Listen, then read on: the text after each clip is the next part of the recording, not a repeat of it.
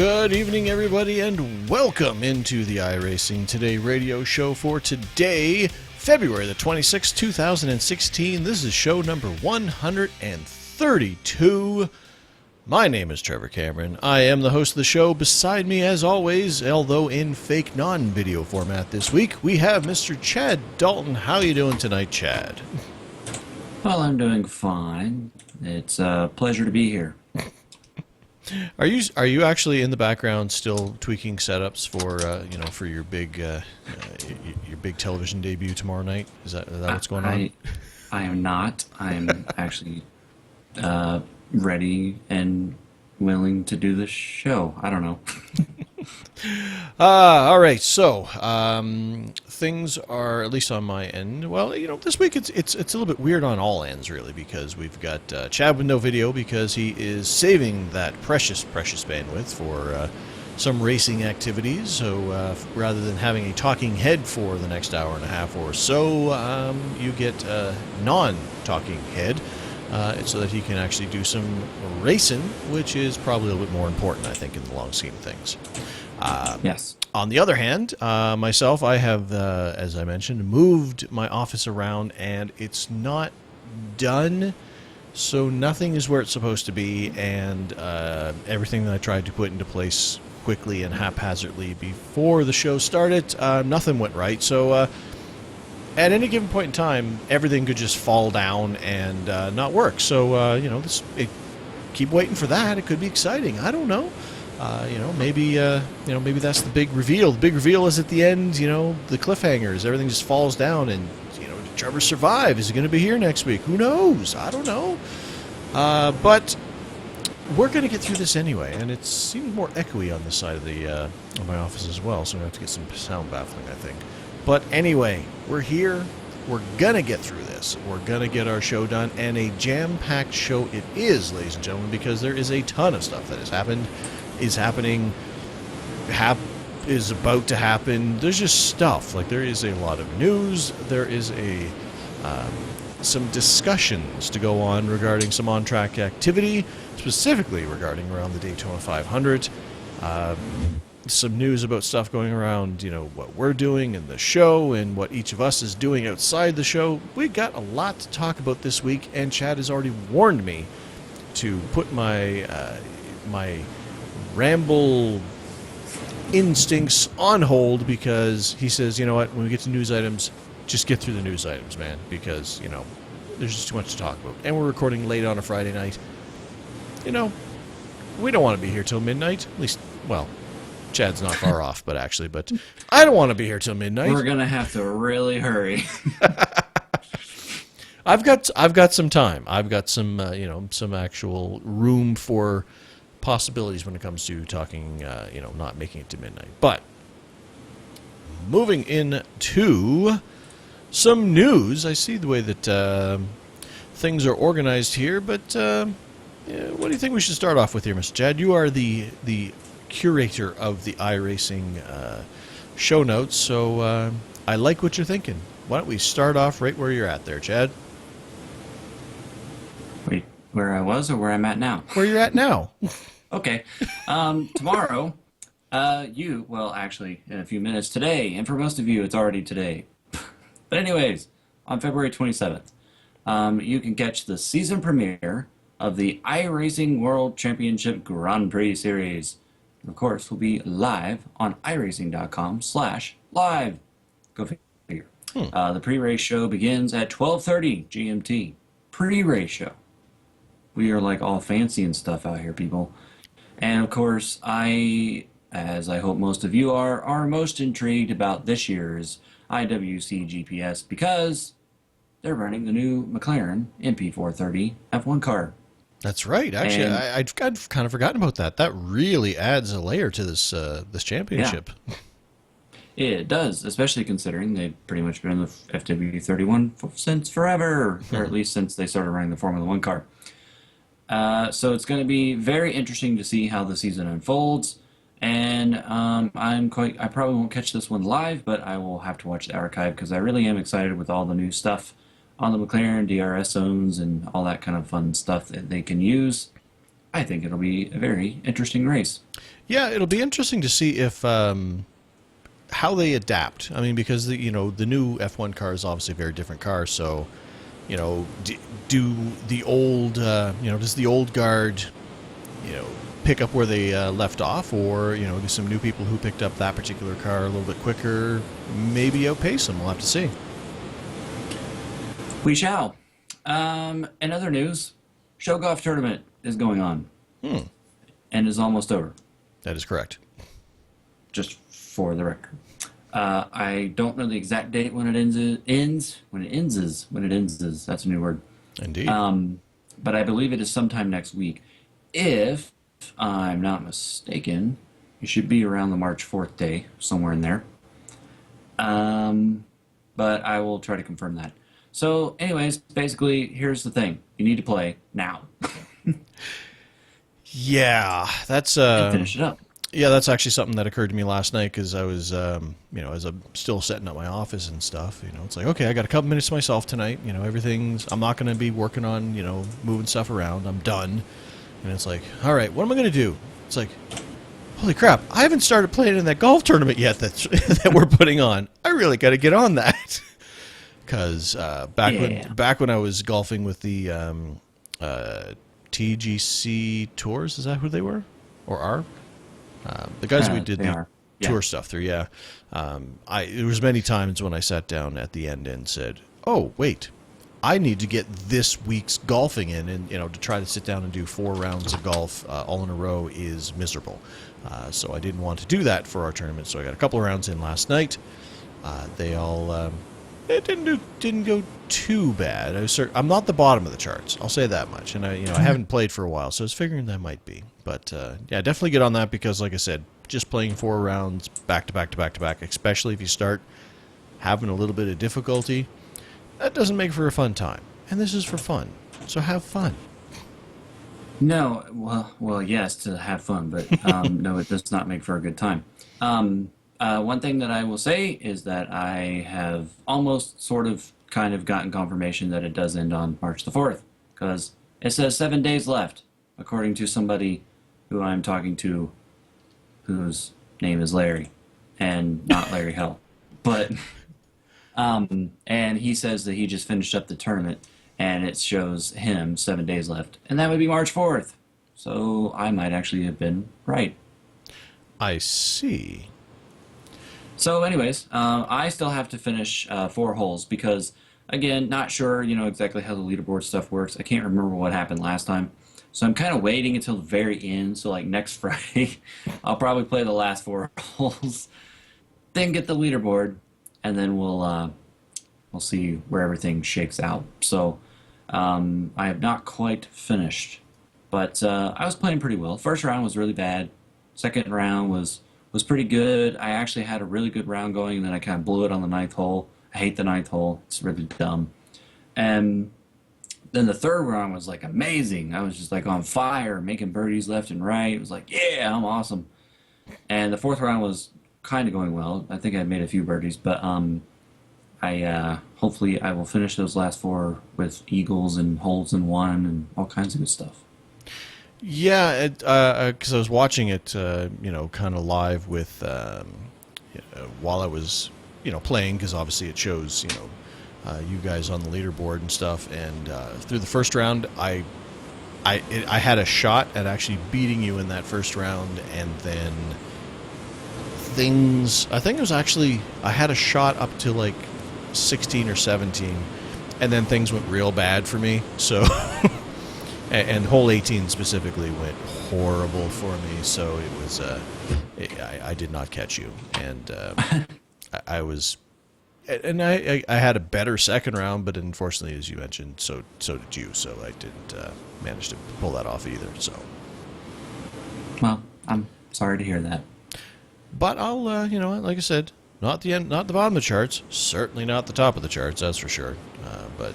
Yeah, I'm not even at the top of the charts. So, but enough about that. So, and what else happened? So, yeah, definitely make sure you go out and play that if you have the golf club. But on the subject of actual racing, On behalf of the iRacing Today radio show crew, staff, and personalities, which is me and Chad, we would like to send out congratulations to Ty Majeski for bringing home the first championship for an actual iRacing sponsored car last weekend.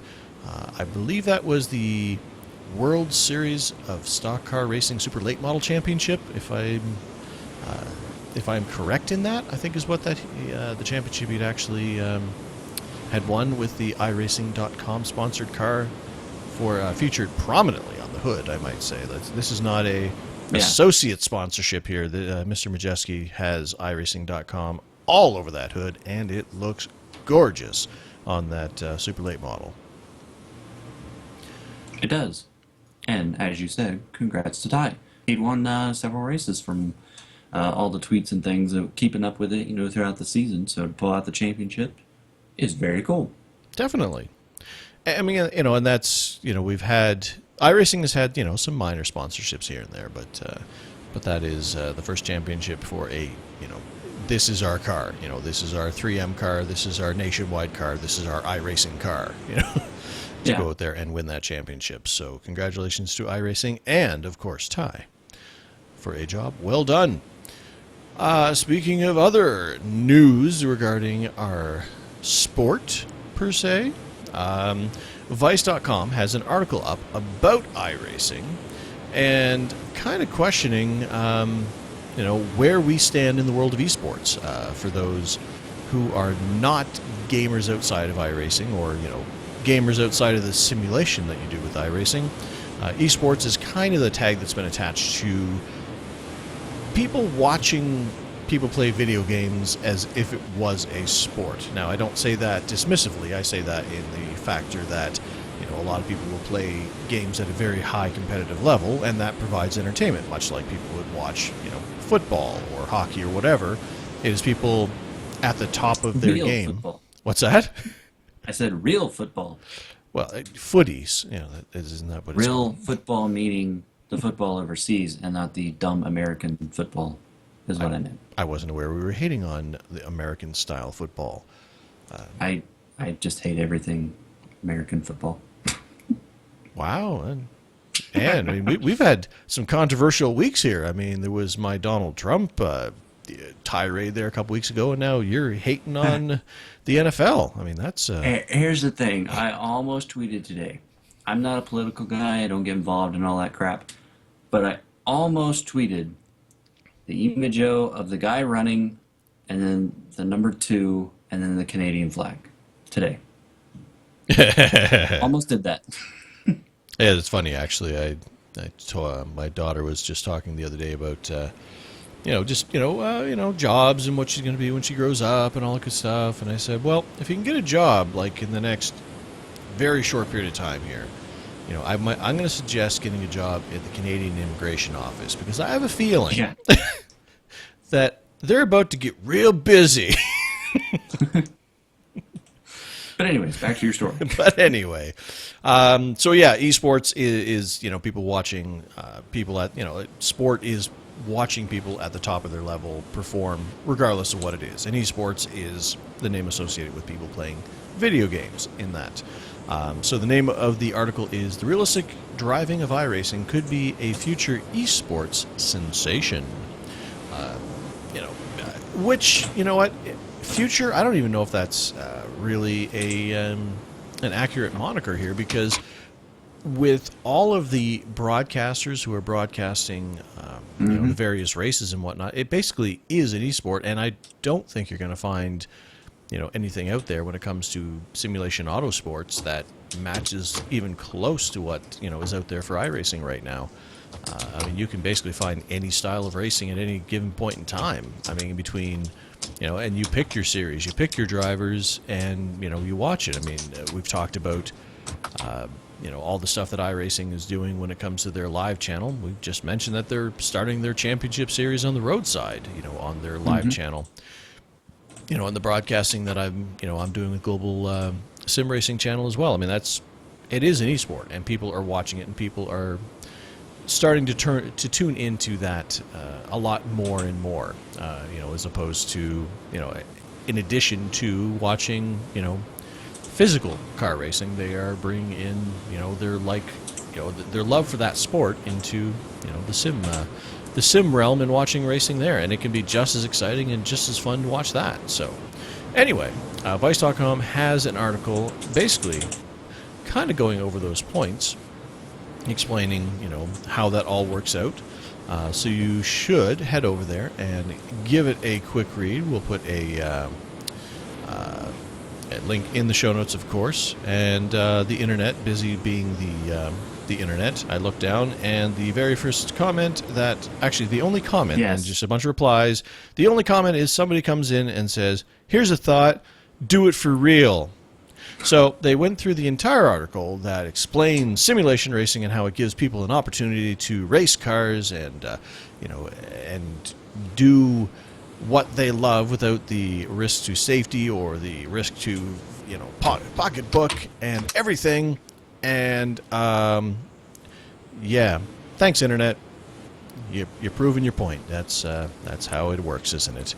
But anyway, so there's a link in the show notes. Head over to that. Give it a read. Skip the comments. My favorite part is somebody responds, then this person responds, and the very ending of his response is, hey, you know what's even cheaper? Excuses. Really? Wow. Okay. I think somebody's jealous that he doesn't have an iRacing account. That's what I get out of that. I don't know. Maybe they couldn't get out a rookie series. Who can say? Oh. So, moving right along. What do you say we do rookie tips now? Yeah, I mean, I think we'll kind of we'll skip back up to the Tony Gardner stuff.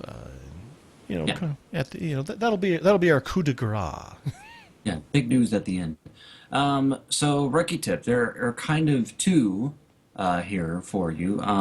One is I guess not, well, actually both of them are really not all that big of a deal, but they're just things we thought we'd throw back out at you in case you didn't know, and also there's something new for actual rookies on iRacing, but it might even be good for those of you that have been around for a long time to check it out.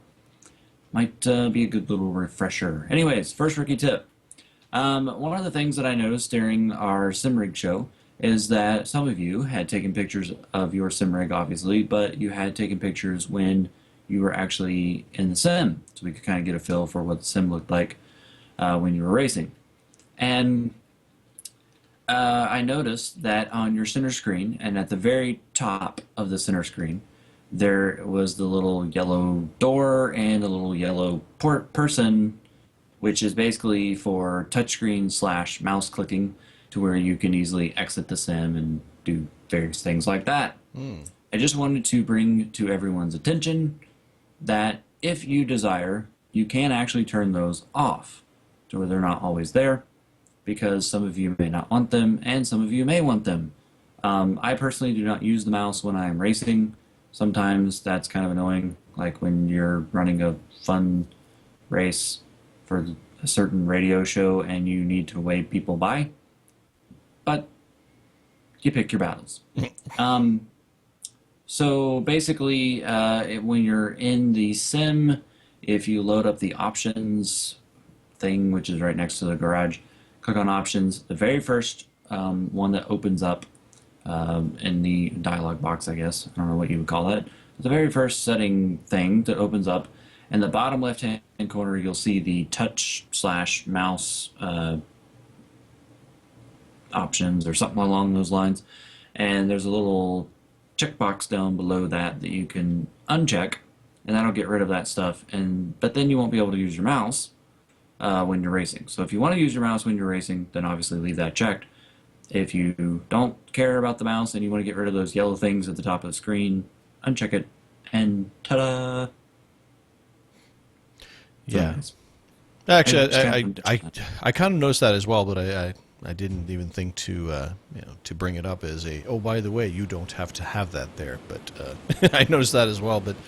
But good call to bring that up, to let people know that they can actually shut that stuff off. Yeah. So now what's the second one, Trevor? Well, the second one is a rookie tip that's not even from us per se. Those of you who have been long-standing members of iRacing know that at the beginning, in the beginning, there was iRacing, and there was very little else, especially for those trying to get started in iRacing. It was, here's iRacing. Read the first sporting guide. Good luck. Then they came out with a video series of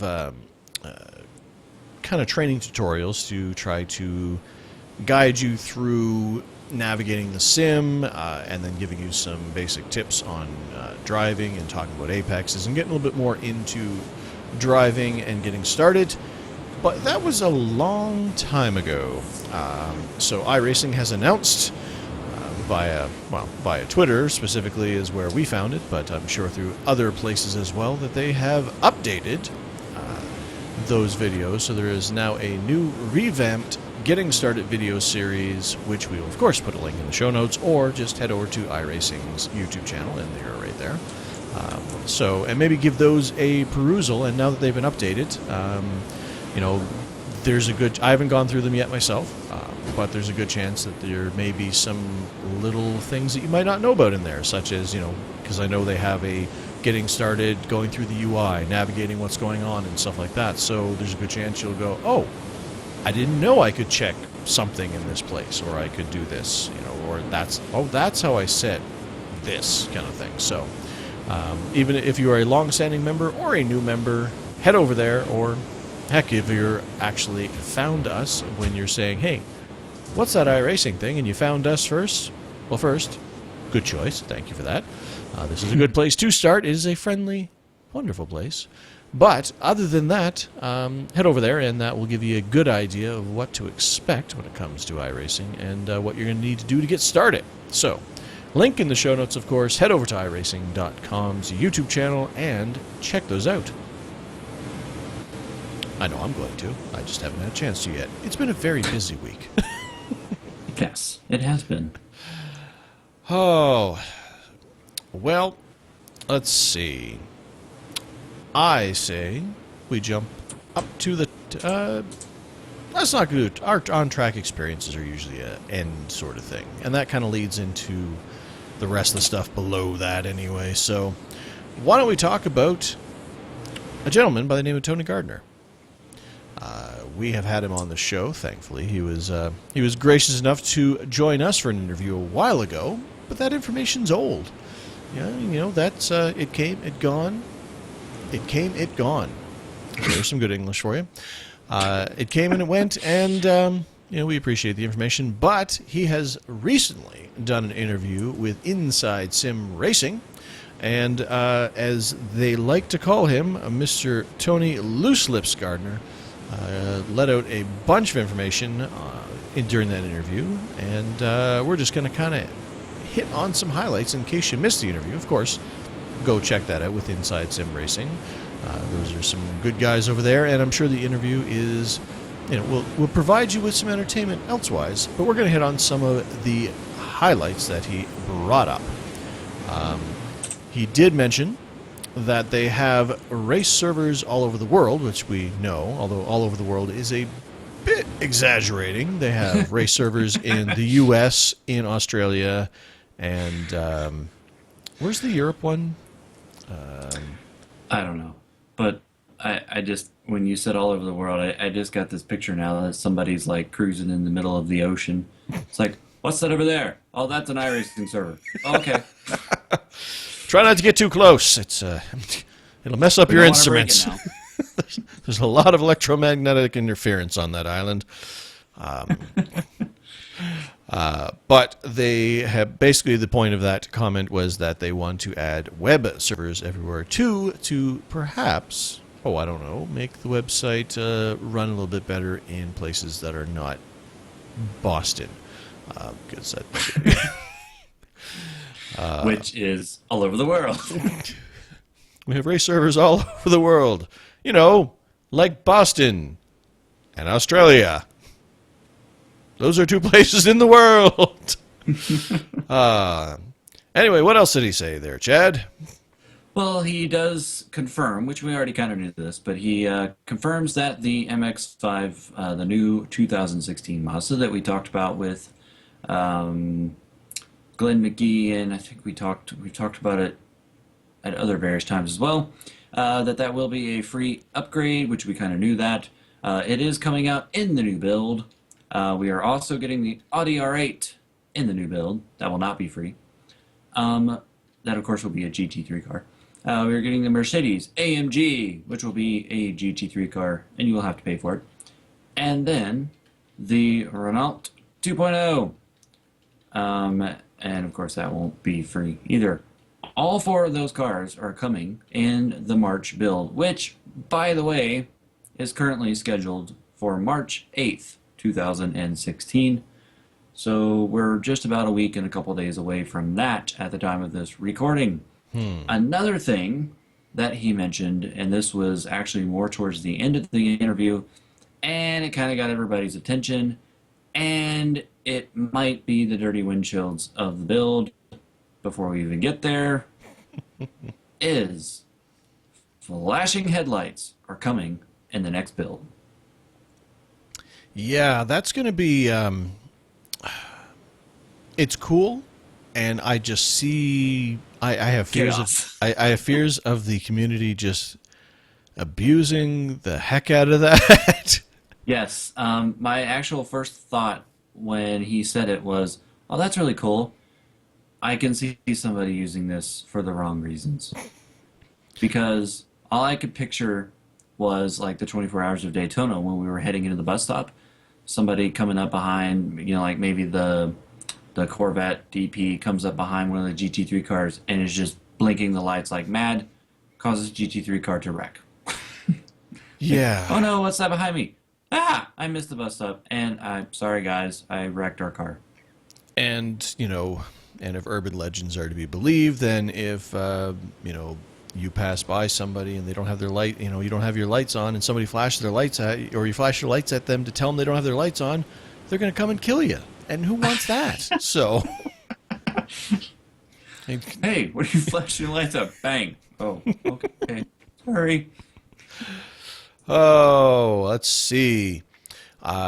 They did talk a little bit about the new UI that we've talked a lot about. Actually, he did bring it up while he was on our show because it is a long-term project. But he says the first thing that is coming with the new UI is the in-sim UI with the new site following. So the actual in-sim UI is the first thing that we're going to get rolled out to us with the overarching layer on top of that coming out at a later time.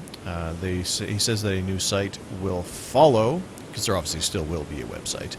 He said the old website will still exist, then one day it will go away. The old site will still be there until it isn't. Well, okay then.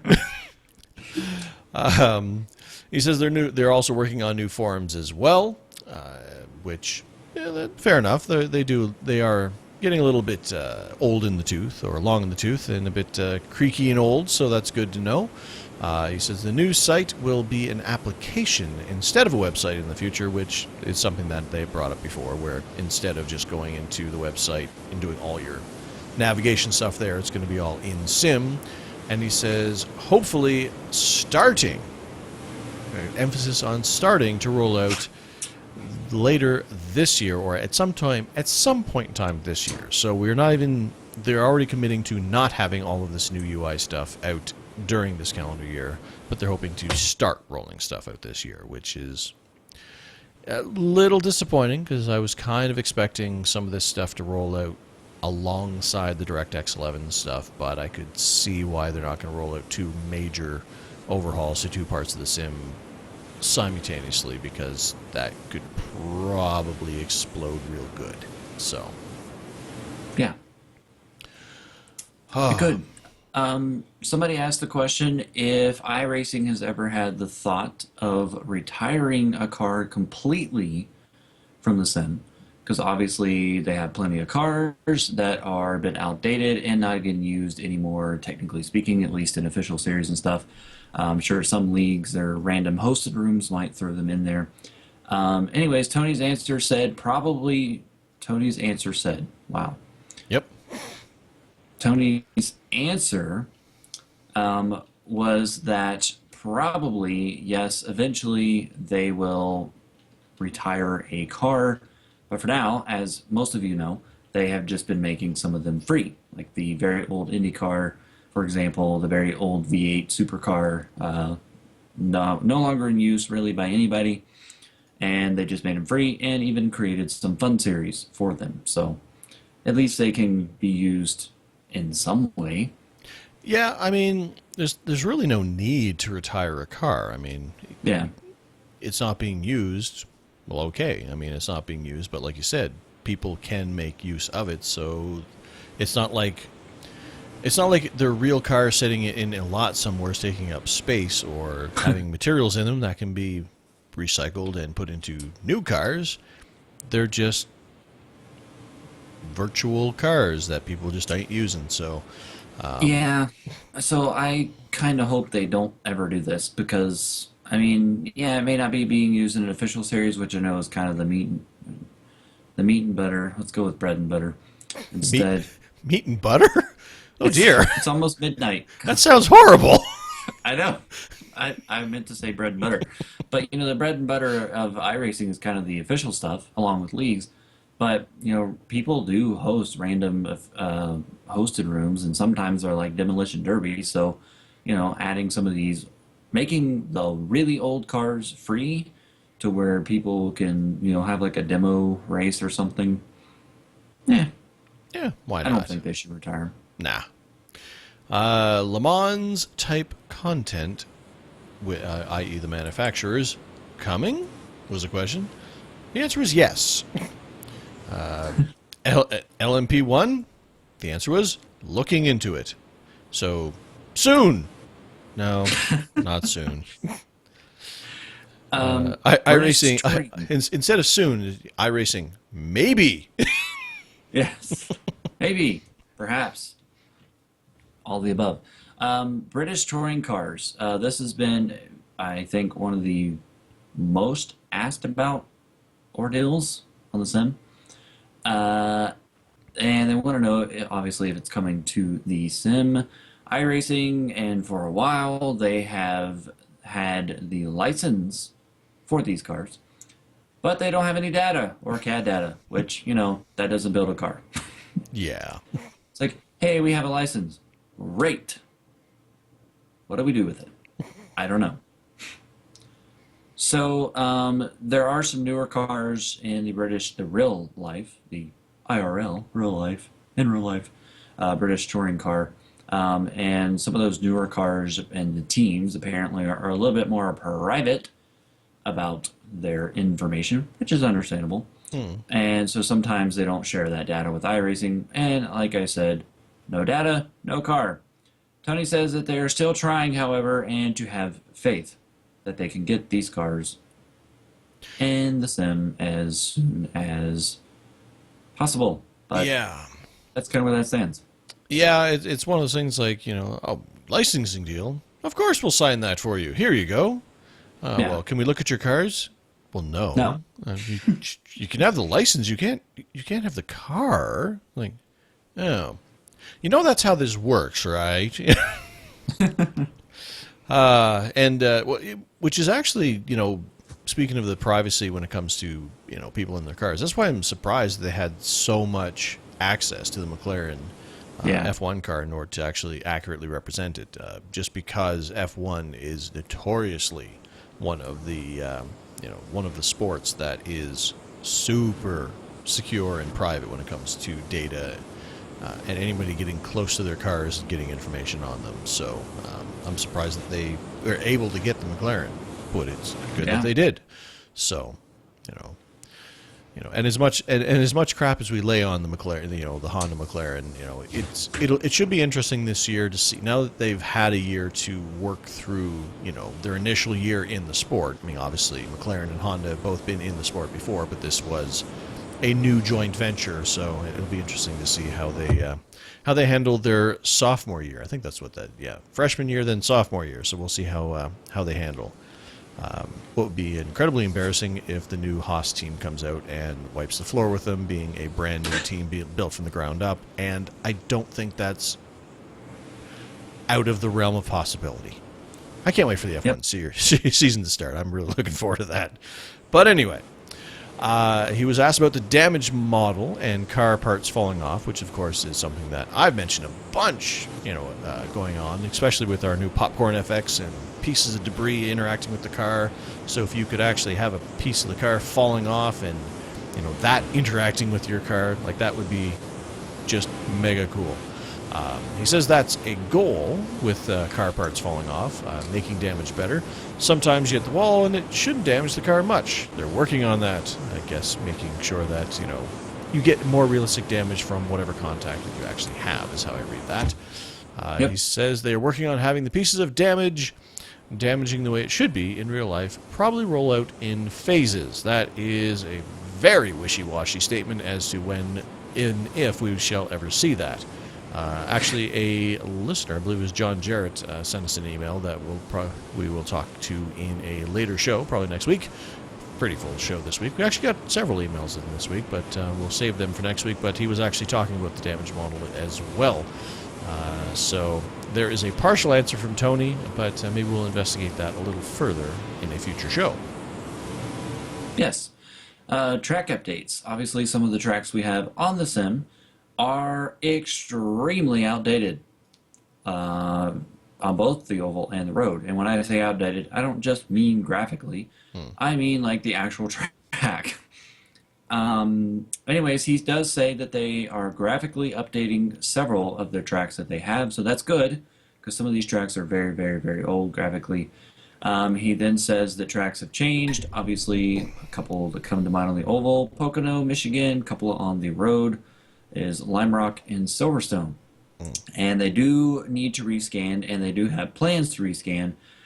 But they, kind of the way that he's described it before and the way he described it in this interview is that they worry with how they change things so suddenly. Lime Rock Park seems to always change. And so that kind of hurts with the rescan stuff. But they, like I said, and as he said, they do have plans. But then he also mentioned, which I thought was kind of interesting, that with a track like Lime Rock, that they might, because it's changed so dramatically, they might actually just start brand new and from scratch. So instead of just kind of doing like, okay, we already have Lime Rock, let's just kind of take the new data and throw it over top of the old data and ta-da! Nope, they're just going to go from like 0% and try to go to 100. Yeah, and that makes a lot of sense because Lime Rock was one of the first, like it was in the first batch of tracks that they had in the sim. Yeah. So it's been there since the beginning. And, every time when we talk through the build notes, there's usually, we've released the new tracks and we've also released a new feature when it comes to rendering these tracks, be it the 3D crowds, be it some of the rendering technologies, but it's only ever used usually with the new tracks, and then they kind of maybe roll it into some of the older tracks, the two past trees that we joked about, and just all these various things that they've made to improve how they make the tracks over the years. None of that, well, a large portion of that never touches the old tracks. So something like Lime Rock that's been here since the beginning is missing a whole slew of improvements that they've done over the years. So that makes total sense for them to start. I mean, like they should probably do that with, Lime Rock and Sobo and Lanier and, all the tracks that have been around since the beginning of the service, would make a lot of sense. So, especially since they're used a lot in Rookie Series. And so that's kind of the first thing that some of the new people see. And, it would make sense to have some of those tracks really feature some of the great stuff about iRacing so that they're kind of like, wow, yep, I want. Absolutely. Excuse me. And they also have to update the track layout of Indy Road as well. But we'll talk a little bit about that later as well. It's on the list. But yeah, like I said, Pocono and Michigan, are two glaring errors at this point in time. Which I think they scanned those already like a long time ago. Or at least it feels like a long time ago they rescanned them. And nothing yet. So, it almost feels like they're just getting into a trap of just this cycle of new, because right now we're just in this cycle of every build there's something huge coming, and then there's just not enough time to get the backlog. You know what I mean? Yep. But anyway, I'm not running the business. That's just my opinion from the outside looking in. They say, speaking of new tracks, they say that Imola is still being worked on, a very, very, very, very sought after track. They say that he says that it just missed this upcoming build, and then in typical, solid news, he says could be released after the build, and maybe not. Or we could just wait till the next build in June. So that doesn't sound like they're on the cusp of having it complete. That sounds like we're working on it. It's track. I mean, we got a lot of stuff, but with that sort of statement and knowing how people are looking forward to that track, I would expect that we will not see that until June. That is what my crystal ball is telling me on this one. Yeah, and typically when they do some updates after a build, they don't typically throw in some kind of new content. They have been known to do that, but it's not normal. So I'm kind of with you. I think it'll be June. For those of you that do a lot of multi-class racing, you'll know that at the moment you can have up to 5 different cars in a multi-class session on the track at the same time. So the question was asked if iRacing plans to add more to where you could have like 6, 7, 8, 9, 10 on the track at the same time, to have different multi-classes, to make some of the multi-class series around the world in real life, a little bit more realistic, at least in iRacing world. Tony's quote was, "Yeah, I think so." But he did mention something that I thought was interesting, is that in a couple of weeks, we're going to be running the 12 hours of Sebring. It is literally 2 weeks, by the way, a little public service announcement. 2 weeks from tomorrow is the 12 weeks. Wow. The 12 weeks of Sebring, the world's longest endurance race. Yes. The 12 hours, rather, of Sebring, which, for the record, will have 3 time slots this year. And but we'll talk about that on next week's show. But he says that Sebring could actually have up to 6 cars. They were thinking about adding in a 6th because I believe one of those new cars coming next week, they might want to throw it in. So, now, the one thing he did also mention that I didn't put in our notes here is when he was talking about this, he kind of explained, and this is kind of obvious, but it may not be to some people. So that's why he explained it, and that's why I'm going to mention it here. The one thing to consider when you have, like right now we have 5 cars, if we went up to 6 or 8, for example, the one thing that they have to look at and they have to be very cautious with is the performance level of all the cars being on the racetrack for each person's computer, because not everybody has a supercomputer, and the more cars you add, the more that it kind of bogs down your system. So they have to be careful with performance issues and how many cars they add. For me personally, 4 to 5 cars seems to run fine on my system. So, but I don't know how 8 would go. So we'll see. All right. Speaking of something that's also been talked about a lot, and I don't like the non-certainty in the information they presented here. He says they want to do day to night transitions and rain. They want? I'm pretty sure we were promised that, but apparently he says that they want to do it, but they're going to optimize the shaders and making things look better first with DX11. After that's fully going, he says iRacing is doing more work than they ever have, and have hired more people recently as well. Really hiring lately, in fact. Like, we're hiring more people. We're really, really hiring. Hiring more people. Hiring. We are really, really bringing in some people to do the things. Hiring. Although I've only seen 3 job postings recently on the site. But anyway, So not a lot of But real, not real news there, other than the fact that he does say rain, which I don't know if that's come up. Obviously, the day to night has been talked it about a has. lot, but Rain has. okay, Yes. because that is a key component when it comes to road racing. So to not have it is definitely, and has always been a glaring error. And of course, now that we have long endurance racing, well, the day to night transition is also a rather glaring error as well. So. Yes. So, not really much new in there other than the fact that they're really hiring lately. So, not me, just, to be clear. But yeah, I'm just.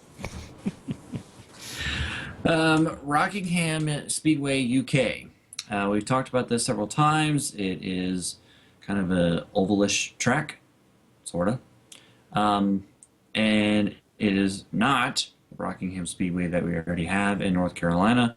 It of course is in the UK, as I mentioned. This one they announced a long time ago, and I believe they even threw it into production. But he says somebody asked about it when it was going to come out, and he says that as of right now, it is not a high priority, and that most.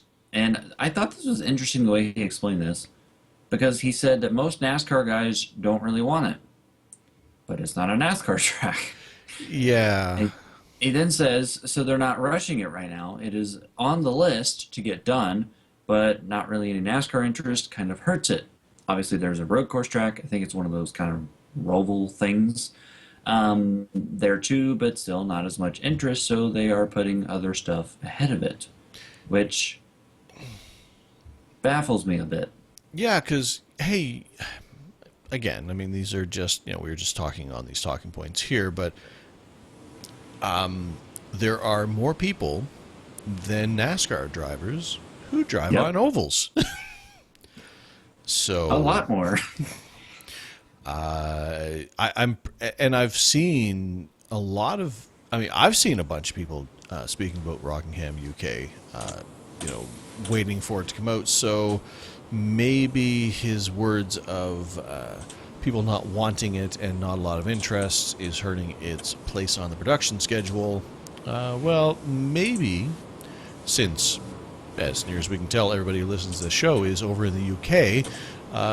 Maybe it's time to rise up and say, "Hey, no, we do have interest in this. Please finish the track," and maybe get Tony's ear and say, "No, we are actually waiting for this track because, hey, it's one of the few ovals that's over on this side, and we'd love to race on it." So, but apparently, no interest means low on the priority list.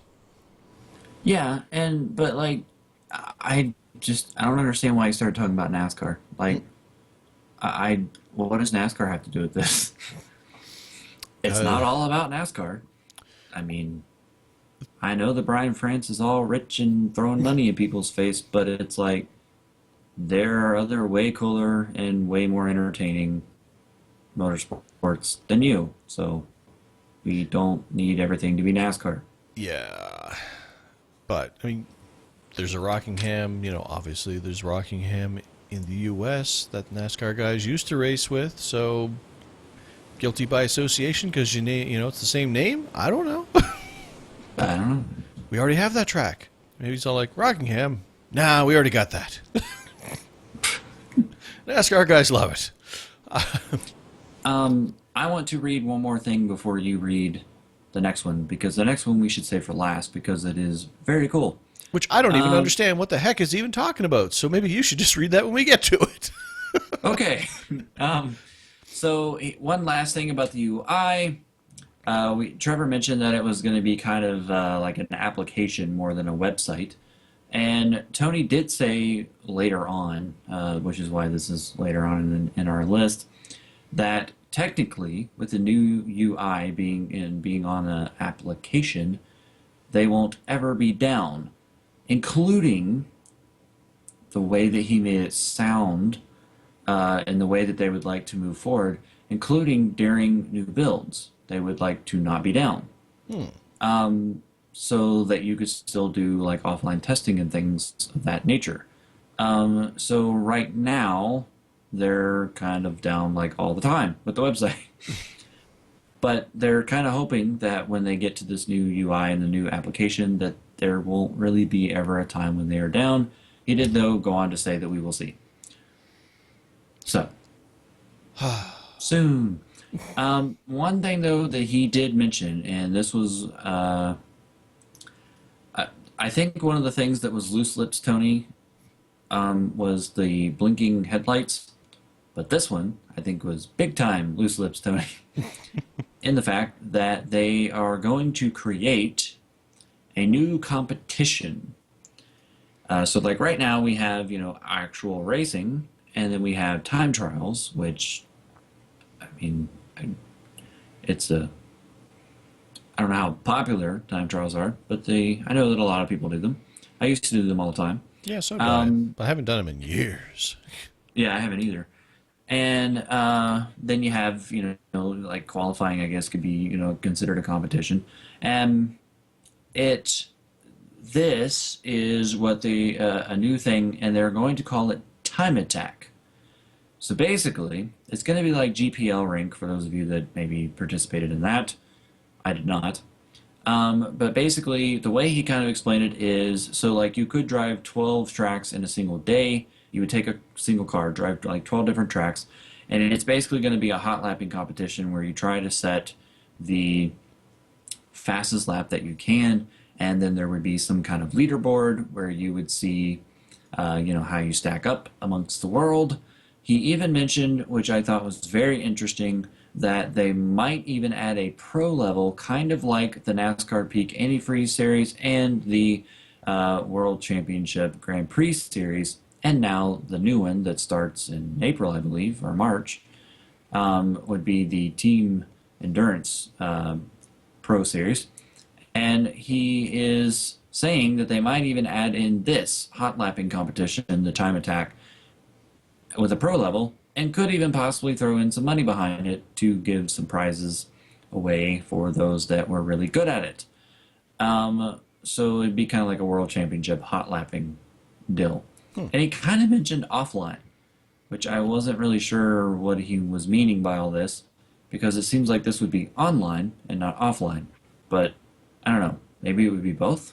But anyways, so basically this is going to be a new thing. Not 100% sure when it's coming out. I can't remember if he mentioned it in the interview. I think it was something that he was kind of... It almost seemed like he said it was coming out in the new bill, but then at the same time it seems like something that they're doing off in the future. But I'll have to check on that. But anyways, so basically it would just be kind of like a game where you just go out and you try to run the absolute fastest that you can and see where you stack up, is what it would be. Yeah, and if there was a tight timeline on it, like a 24-hour period of time, then that would really put the pressure on, because you're not going to be able to sit there and try per se. I mean, you'd have to kind of get your laps in and then move on to the next track. So exactly.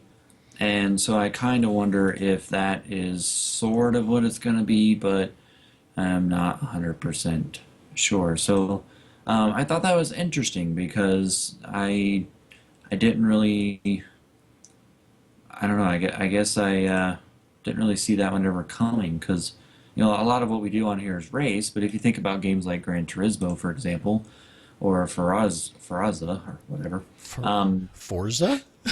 Forza. That you kind of get that in a sense, where people have leaderboards and they try to lay down a really fast lap time and see where they stack up against the world. I mean, I remember doing that on Gran Turismo, so I guess that's kind of what this would be. Yeah, although, I mean, again, not understanding the full breadth of what he's talking about there, that, like, a word like Time Attack, as a mode almost. I don't. It just gives me the heebie-jeebies and just sounds too gamey. You know what I mean? Like, I could be that again. That's just based on, the words that he has said. But it just, I don't know. It just kind of makes my spidey sense tingle and say, gets my. It's not a game. Back up. Rawr, it's not a game.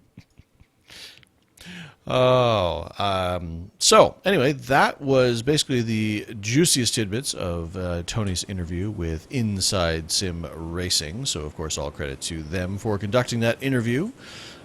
So head over and get the full interview from those guys, obviously. But a little bit of other news as well that just came out today, and they have released the Season 2 schedule for 2016. So if you want to start doing your planning for what happens post-build in a couple and a half weeks here, then that is the place to do it. I don't think there was a lot of surprises per se, although, of course, as they always do, they usually have a couple little tidbits outside of the actual schedule itself that Steve Myers was kind enough to provide. And he says the highlights are that, of course, the 2016 Mazda MX-5 Cup car will replace the current MX-5 in all official series, which, obviously we knew that was going to happen. It's going to be all series, so they're not going to leave like the old style car doing some of it and the new some of it as well. It's going to be the 2016 model doing all of it. The Formula Renault 2.0 car will be released, as we mentioned previously, and will have an official season at Class C. So in case you were wondering where that was going to fall out, it's going to be a Class C car and is going to have a season all to itself, I believe. I don't have the schedule up currently, but I think so. I think that is the case. The Industry Fat and Fun series will move to using the Riley DP rough rear wheel drive and the Ford GT3. The Blancpain Sprint and Endurance series will use the McLaren, BMW, Rough, Audi, and Mercedes. Keyword there, Mercedes. And the Super Late Model series will now move to odd hours, which is opposite of the late model schedule. So if you wish to get your late model on, then apparently you do not have to choose between the super and non-super variations if you want to have an evening of late model racing, and you can probably catch both of them because they are now on opposing hours. But of course, all of the details are in the schedule itself. The key thing I looked for is there does not appear. Now I'm going to have to bring it up again to make sure I'm not insane. But there did not appear to be a Winter Series equivalent, because our series is ending. And they do actually have in there the various seasons, because you will actually look through there and you'll have 2016 Season 2 next to some series. And other series will just say 2016 season, such as the NASCAR Xfinity Series and the Sprint Cup series, which are running the larger series, the longer seasons, that is. But there did not appear to be an IndyCar 2016 series. There's obviously the typical Road Series and the Oval Series for the IndyCar, but I guess maybe the numbers weren't as good, although Tony did make a message in the forums for the IndyCar stating that it was popular, and it seems to have had good participation, although it did definitely tail off towards the end of it. Not that we're done yet. We have a couple weeks left. Well, this week and next. So, interesting. I was curious to see that go. It's obviously an experimentation type thing, and maybe it was just cutting into the participation of the other series too much. Don't know. And that's fine. I wasn't planning on running it back to back. This has been interesting running this series as it is, with such a long season. I'm kind of ready for it to be over. I'm still, trying hard for that championship, but I'm ready to not have as large of a commitment. I'm looking forward to just kind of mixing it up with various series next season here in Season 2, as opposed to sticking with the one car. But anyway, you can check out all the details on that. Head over to the forum post where they give you a nice, handy, indexed and table of contents PDF to check out all of your 2016 Season 2 requirements. So, Other than that, there was, before we get into our experiences this week, just want to bring up not going to get into too much detail here, but we realized the other day, me and Chad were talking over email, I think it was, or anyway, we've been talking about this DirectX 11 thing that's coming out and making a big deal about it. And as we've mentioned before, not everybody is gamers. A lot of people who are into sim racing or flight sims or whatever, just one particular niche when it comes to using their computer for an entertainment purpose such as this, don't partake in other things. So just wanted to give just a quick overview of what exactly is DirectX. It kind of occurred to us that a lot of you might not even understand what that even is and why it's important. So just wanted to just do a quick little blurb on it. I'm no expert by any means, but basically DirectX is Microsoft's, it's a collection of APIs, application programming interfaces, which is mostly for gaming, some video stuff. It's basically a set of applications that work together in order to allow your computer to do things. So if it's these interfaces allow your games or your programs to interface in with the hardware on your computer in various ways. It actually comes, the name DirectX itself comes from the fact that there were several of these APIs, several of these APIs inside of this bigger package, and they were all called Direct something, Direct 3D, Direct Draw, Direct Music, etc., etc. So they kind of named the entire suite DirectX, the X being one of the other applications within the suite of applications, which is actually kind of where, video gaming wise, it's where the name of the Xbox actually came from, is the fact that it was to signify that it was DirectX capable when the original Xbox came out. Trivia. But anyway, they've released these over the years, obviously starting with the original DirectX, and you might be surprised to know that, now that we're making a big deal about going to DirectX 11, that's not even the latest. They're actually have moved on to DirectX 12, which was what was released with Windows 10. So if you are running a modern computer on Windows 10, well, you actually have DirectX 12 running on your machine, as the case may be. So as they've gone over and they've iterated on this DirectX through all of the different series, it basically improves this suite of applications, this suite of interfaces that allow the software to integrate and to operate with the various pieces of more and more modern hardware.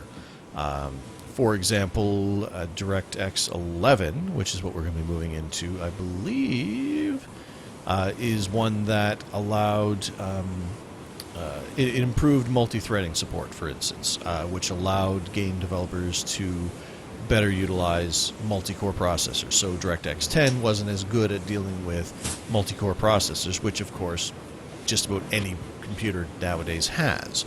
So it's not an earth-shattering, everything's going to look better type thing, but by putting in these hooks into the DirectX group of APIs, it allows software developers to write for those interfaces so that they can interact with the more modern pieces of hardware, I guess.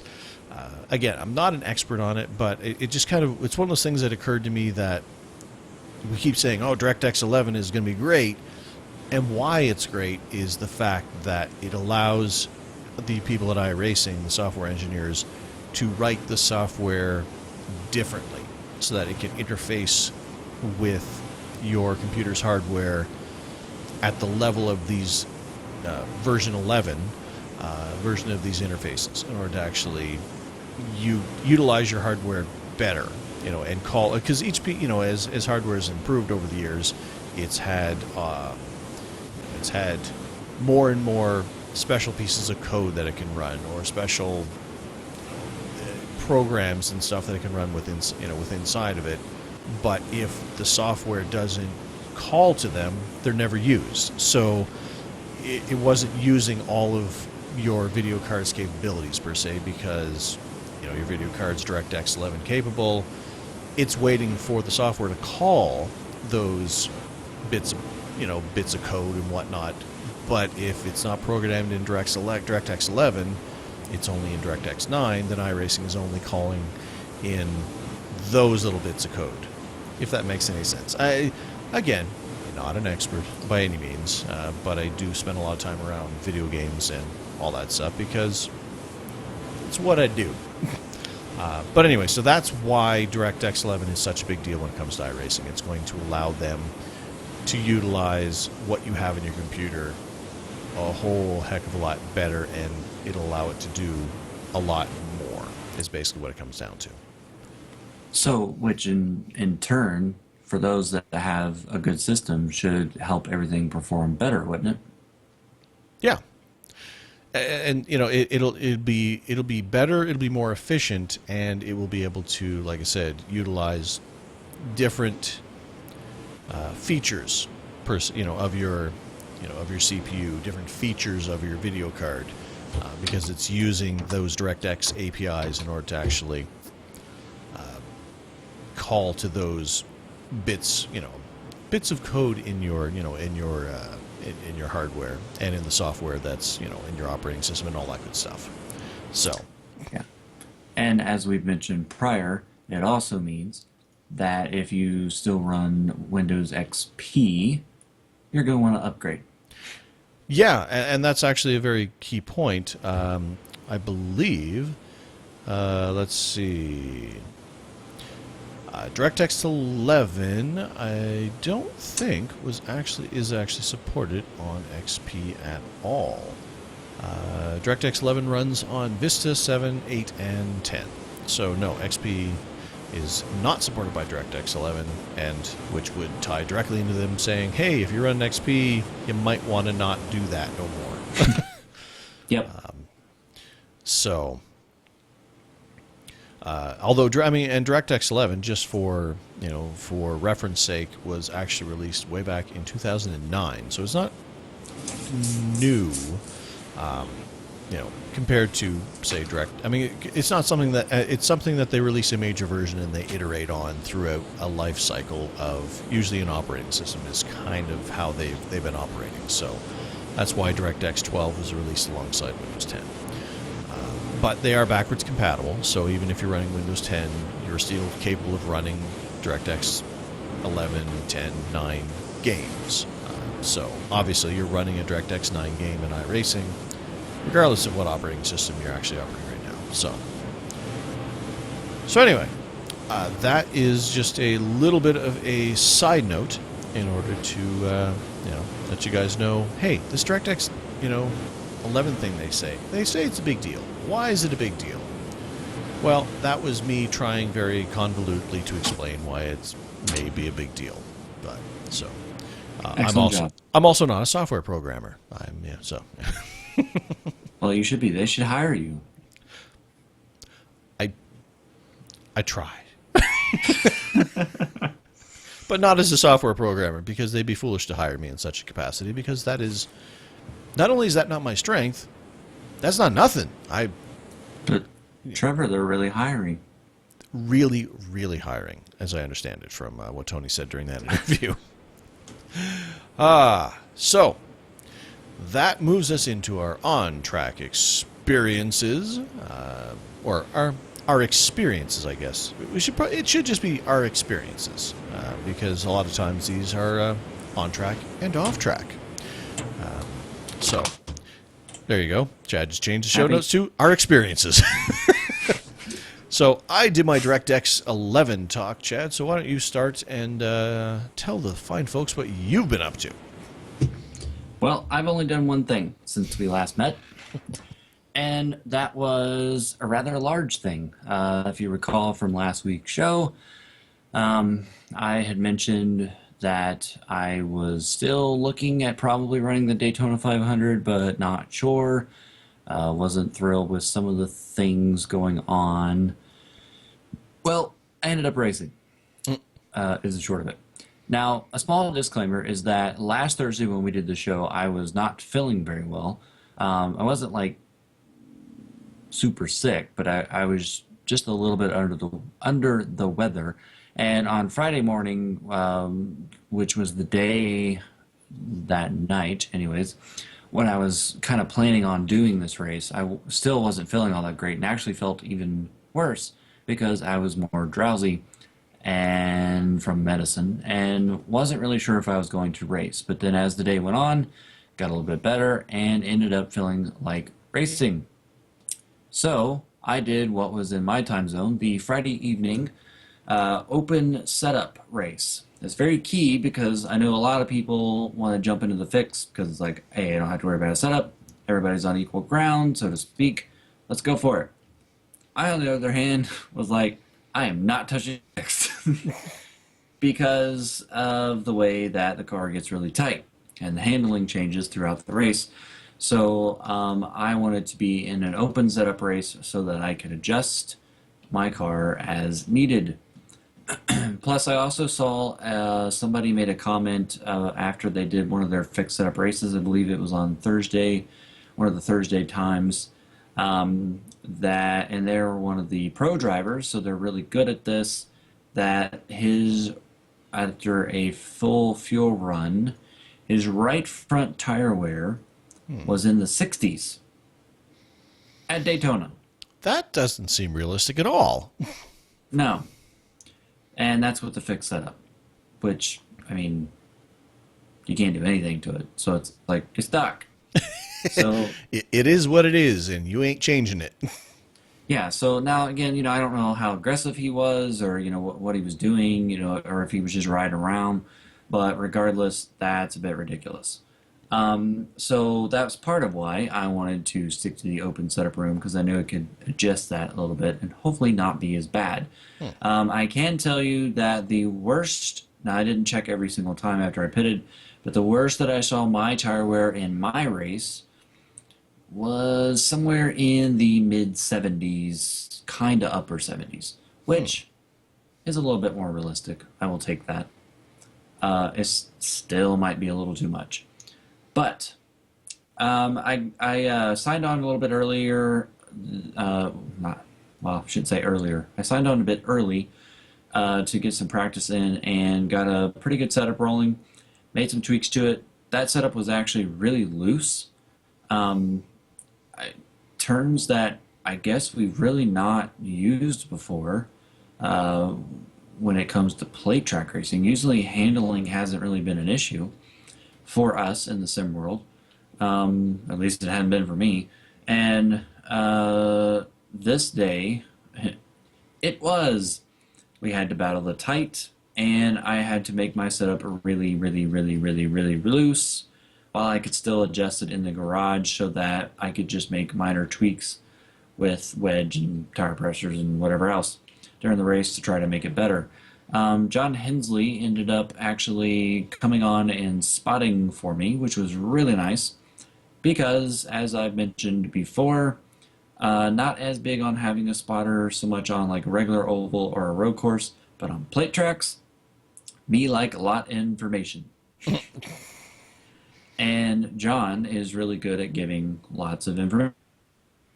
So I was glad that he was willing to do that. It made the race more fun, I can tell you that much, because he like doesn't stop talking, which is a good thing, because he's providing all kinds of information. At any time did you say, "Shut up, I know what I'm doing"? No, I did not. I don't say those things. People put those words in my mouth. Again, all I told Andy was, I don't need as much information as you're giving Larry. And it suddenly became, I own a t-shirt that says, leave me alone, I know what I'm doing. That is hanging on the wall behind me, by the way. See, but wasn't it worth it just for that? Sure. As long as Andy doesn't hate me. Anyways, so I jumped in the race.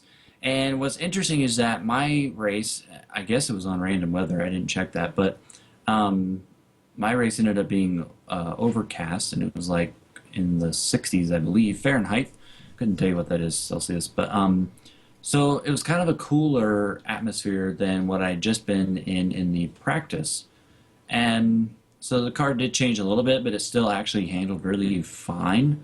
I will tell you guys right now, just to get it out of the way, um, how I don't remember how long the full fuel run was, but my car actually handled really well until about the last 6 laps, and then it just got really tight. But I was okay with that because I could short pit a little bit, if I needed to. But at the same time, that's a good chunk of a run, to knock out before the car really started performing poorly. Like I mean, it was tight like throughout a run, but it wasn't like horrible where I would go into the turn and just suddenly turn right. So I was pleased. Setup was a little bit loose, but as the race went on, I actually kept adjusting it. Now my race was very interesting. I qualified in 11th because obviously the qualifying is attached to the race, being an IS, which is nice because I didn't decide to do this until like a couple hours before it. So it's like, oh, I need to qualify.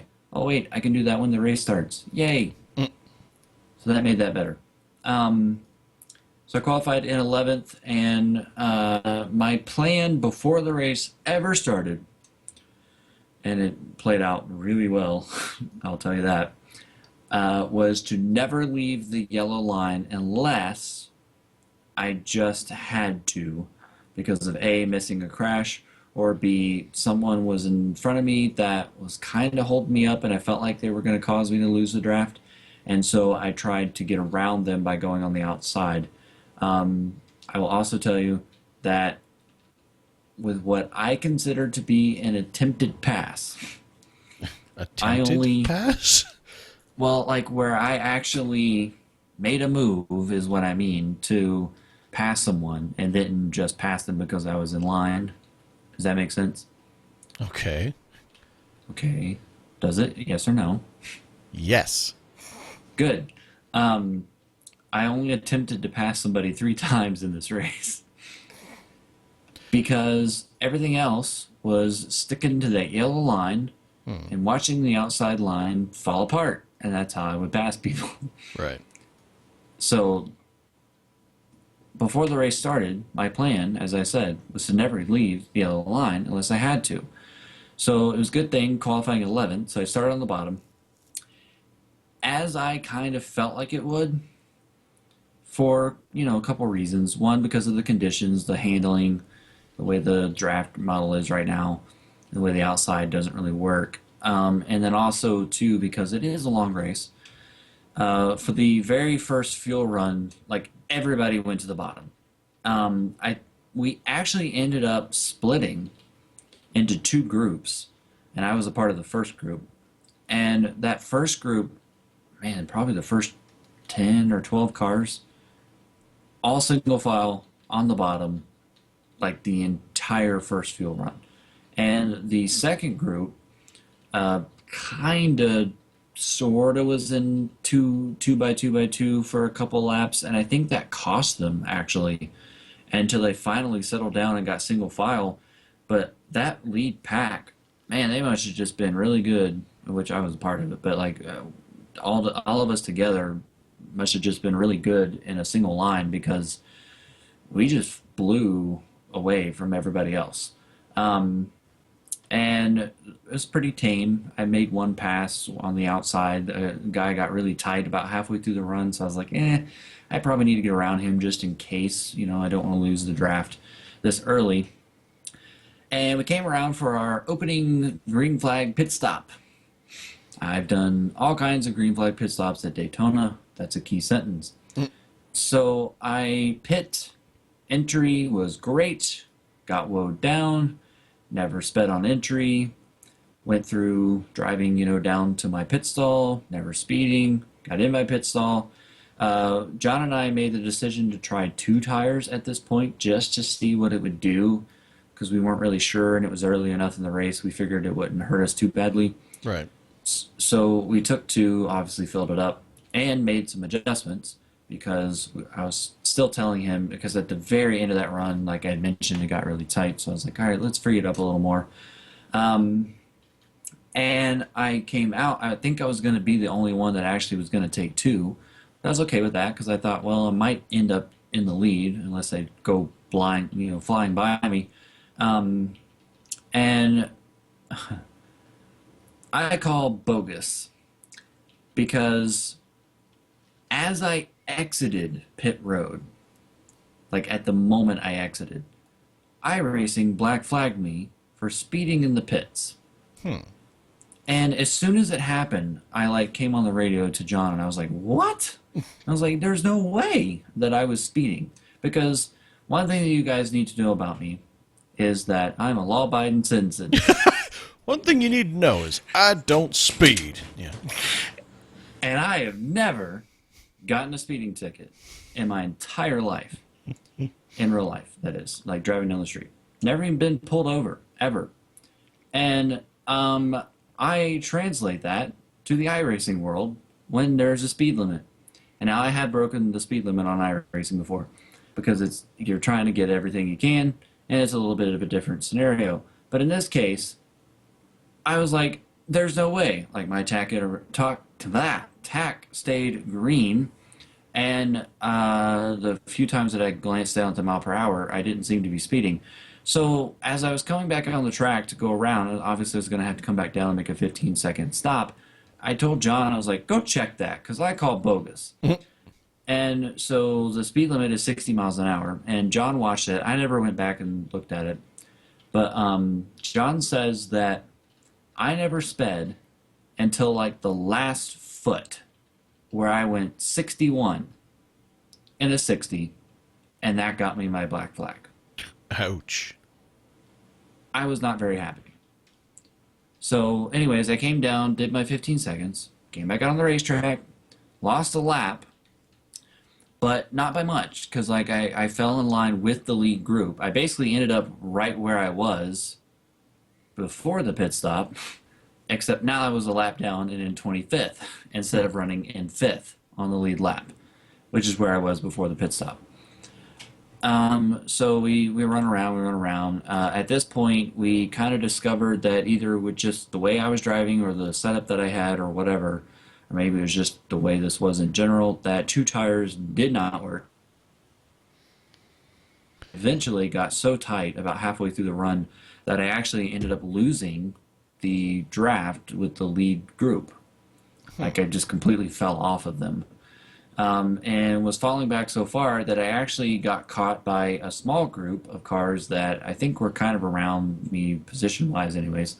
And they got about 1.5 seconds behind me, and I was, John and I were kind of looking at it. We're like, okay, I'm going to follow in with these guys.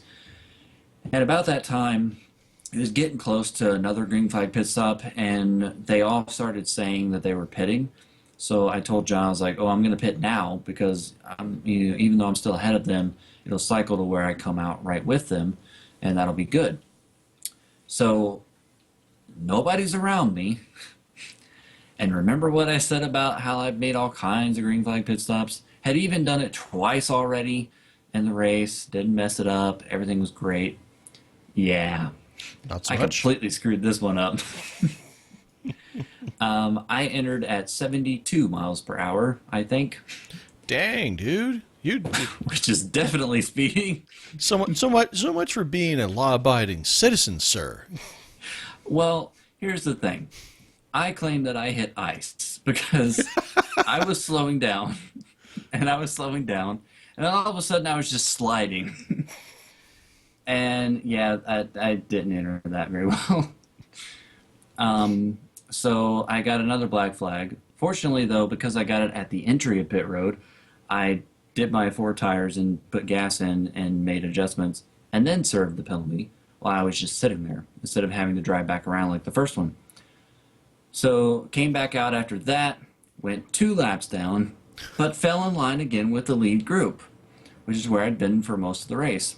Okay, so at this Except point in time, like there hasn't been a caution, right? No Okay. cautions. Yes, thank you for reminding me of that. No cautions, and we keep riding around, get to lap 100, still no cautions. I'm still running in like 23rd or 22nd or somewhere in there, 2 laps down, And my car is perfectly clean, no damage, no incident points, nothing. Just two pit road speeding penalties, one of which I totally did, and the other one I call bogus. We get to lap 116 or 17, I think. And this is where we make our third green flag pit stop. And that one went really well. Didn't speed, didn't miss the entry. Everything was great. Stayed with the lead group, although I think a couple of people had issues because our lead group suddenly got smaller, but there were still 5, 6 cars in it. And we go about 5 laps, if that, and we had our first caution. I see. And I got a front row seat. And I know that you've watched that replay because I put it up on Twitter. So we had this talk last week about crash avoidance. And some of you may have seen my Twitter videos of the big crash where I missed 15 cars all crashing and there was smoke everywhere. Well, I topped that with less cars, but more smoke, in my opinion, anyways. And it was a much quicker time where I had to react. Yeah, and you actually had to react this time as opposed to last time. It was a lot of keeping the wheel steady, making minor adjustments if necessary for flying cars. This time you had to make some pretty quick movements to make sure you weren't caught up in this one. Yeah, so what happened was a lap down car, we caught them, or the leaders did anyways. I was at the tail end of the lead group here, probably 6 leaders, and I was the 7th one in line. They caught a lap car who wasn't really, like they were off the pace because they were by themselves, but they weren't off the pace. And they just decided to stay in front of the leader, which didn't really make the leader, and I think the second and the third place car, very happy. They felt like he should have kind of stayed up high or down low or whatever. He just kind of gotten out of the way and then fallen in line, kind of like what I had done when they caught me the second time around. And so that didn't really make them happy. Well, then we caught another car that was off pace with damage, and they were up high. And I guess the leader, I didn't really see this part of it, but I guess the leader had tried to kind of draft off of that car to get around, and everybody tried to go around the car that had joined the front of the field. And somehow the guy that was leading, I think, tried to make some bold, aggressive move, and it didn't work. And they all went crashing. Oh boy. And so I saw one car go flying into the infield, and that's actually when I started slowing down. Like, I saw that before I actually saw smoke. So I thought, oh, they're crashing. And so I started slowing down. Then the smoke came, and it was everywhere, and I could not see any cars at all. At least in that, quick, maybe if I slowed it down, I might could try to look and see one through the smoke. But in the real time of like 4 seconds that this wreck took place, I didn't see anybody. So I did the thing like I told you guys last week. I aimed for the bottom. But I was aiming for like the bottom lane, like where the yellow line is, and not so much for the apron at first. And there's smoke, can't see anything. Suddenly the smoke cleared, and there were 2 cars right in the lane that I was aiming for. And so I had to make another like 0.2 second decision and just dive to the apron. And so I did that. Meanwhile, this whole time, John Hensley's screaming in my ear to go high. I'm like, you're fired. What? No. If I had gone high, I would have been wrecked, and this is where the story would end. Just saying. But so I dove it to the apron and managed to miss the crash. Never even got a car contact, never even got a Phantom 4X or any of that stuff. Totally missed the crash, and was like, did you see that, John? I missed again. Another wreck. So I was pretty happy. But at the same time, this is actually where the race started changing for me, because we had that caution, then we went another 15 or 16 laps. We had another caution. Well, at this point, we hadn't really run all that many laps since I last pitted, so but I kind of felt like the leaders would pit, which they did. So I told John, I was like, I think I'm gonna stay out here and get the wave by. try to get one of these laps back so I at least have something to work with. And then maybe we'll get kind of a quickie yellow to where I can, get new tires and, we'll see where we go from there. So took the wave around, got one of the laps back. At this point, I'm just barely in the top 20 on positions. And I think there's like 15 or 16 cars on the lead lap. So we take the green flag, going around. I didn't change anything that I was doing. I didn't even have the standings up. I didn't even know who was a lap down. I just went racing. And Okay. like 4 laps later, the caution, or maybe 5, the caution came back out. And I was like, oh, yay, that worked perfectly. And so I'm driving around, catching up to the field, or the pace car anyways. And we get to the part where we catch the pace car, and now the lead group, some of them are going to pit, some of them aren't because they just did. And I just was like, oh, I need to check the standings. So I flipped over there and I looked, and I'm like, oh my goodness, am I the lucky dog? Mm. And I asked John, and he was like, I think you are. And across the line, as soon as across the line, I was like, you're the lucky dog, pass everybody. And I'm like, oh, wow. Nice. In 10 laps, I went from being 2 laps down to on the lead lap. Now, obviously, I had a lot of help, but hey, I'll take it. So kidding. restart in 14th, I think, on that one. On the lead lap, didn't even change my plan. Still sticking to the bottom, not really racing anybody, just kind of riding. At this point, there's like 48 laps to go. We had another caution a little bit later, somewhere around 30 to go, I believe, and gained a couple more spots. I think I got up to 9th on that one. We pitted, and that kind of put us in the window to where we were able to make it, for the rest of the way. But we had one more caution with 20 to go, and that was our last one. And I told John, I was like, okay, since it's going to be about a 17-lap shootout, if people pit, which I wasn't sure if they were going to, I didn't think they would, but I was like, if they pit, we could try 2 tires, because earlier in the race, 2 tires worked for about 25 laps, and then my whole car fell apart. Right. And the plus side was that I'd just taken 4 with 30 to go.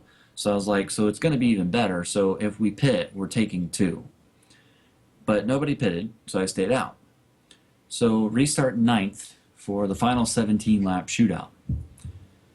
Keeping in mind that I never left the yellow line at all during the final 17 laps.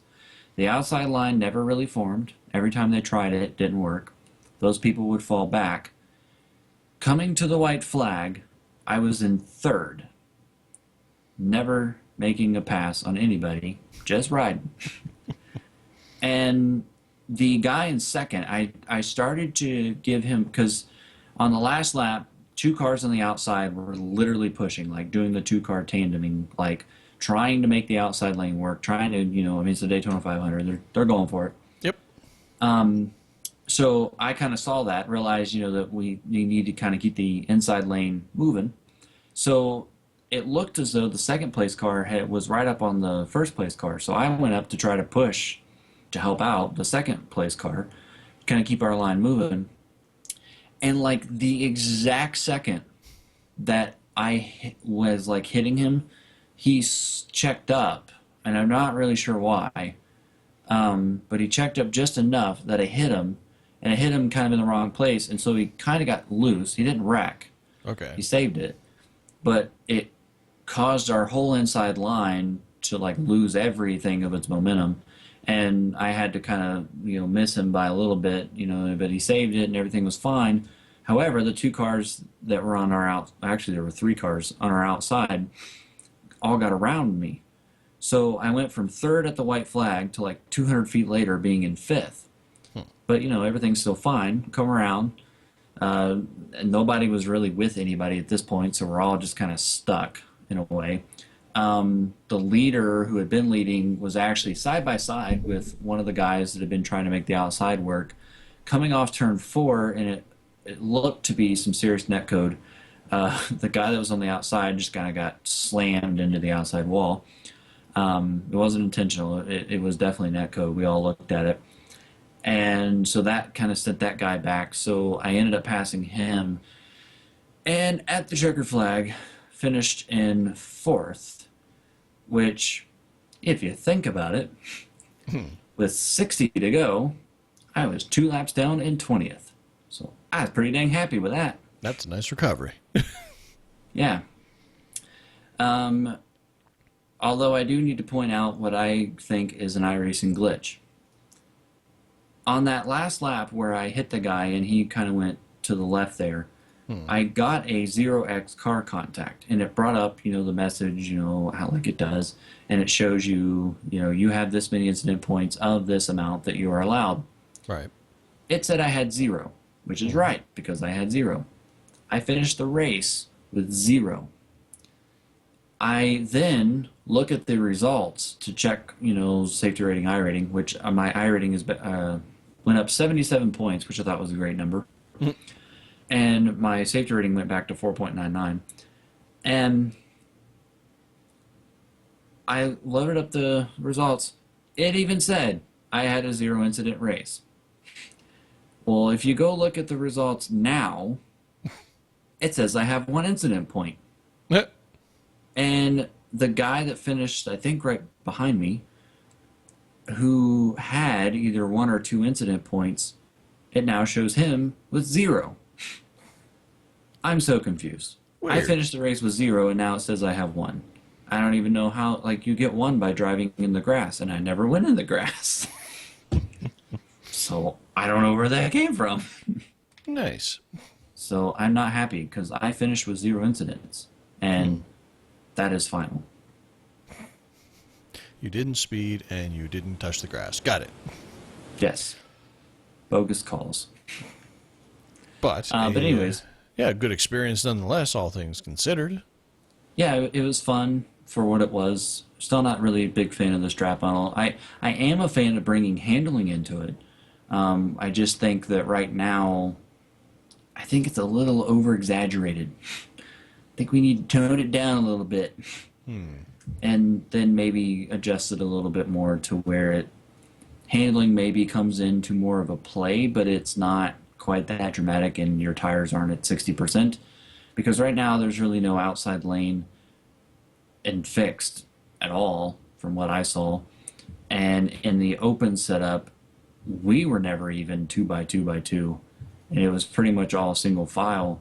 But I do believe, because I watched a little bit of the NASCAR PK Free Series race, and they were 2x2 quite a lot. So I do think you could manage it. I just think you got to have everybody in good setups and knowing kind of what they're doing in order to make it work. So I think they need to tweak it a bit. But other than that, it was fun, and I appreciate John spotting. It was a lot of help, especially in the last 17 laps, because even though I was just glued to the bottom and wasn't leaving it,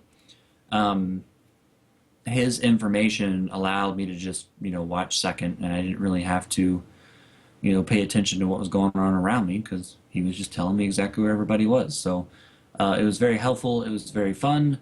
I enjoyed it. I recognized a few names in there, and got fourth with 0 incidents, and I didn't speed. History is written by the victor? Is that something like that? Or? Yeah, maybe. Well, that sounds like a fun Daytona 500 experience, considering you weren't going to run, and then you totally ran. As our friend on Twitter would say, was it Ty who did that? Typical Chad story. Wasn't going to race at all. Raced anyway. Won the race. Yeah. No, I think it was Tyler. Tyler. Yes, thank you. I was close. Yeah. I got the first part of the name right. So yeah, you did. So that one's for Tyler. So other than that, I understand that you have a new gadget for your wheel because a previous gadget was not working out too good for you. Yes. I had the Driving Force GT wheel, for those of you that don't know. And it doesn't have actual paddle shifters. So Trevor and I, by recommendation of a listener of the show whose name escapes me, had bought these things that basically work as paddles, but they are sticky ones where you put a bunch of double stick super good tape, stick it on the back of the steering wheel. Ta-da!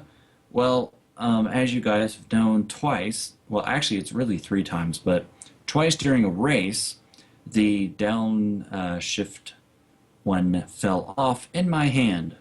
The other time it happened, I wasn't actually racing, but it did come off. And because I was in a room, but I wasn't on the track when it happened.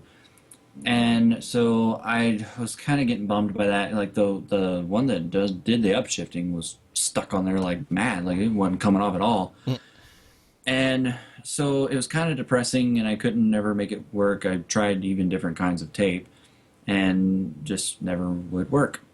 So on Monday, I went back to the website where we got that from, and was like, okay, let's make sure that I didn't do something wrong, or if there's any kind of forms to see if somebody else is having the problem, or gives the recommendation of what they could try, and blah blah blah.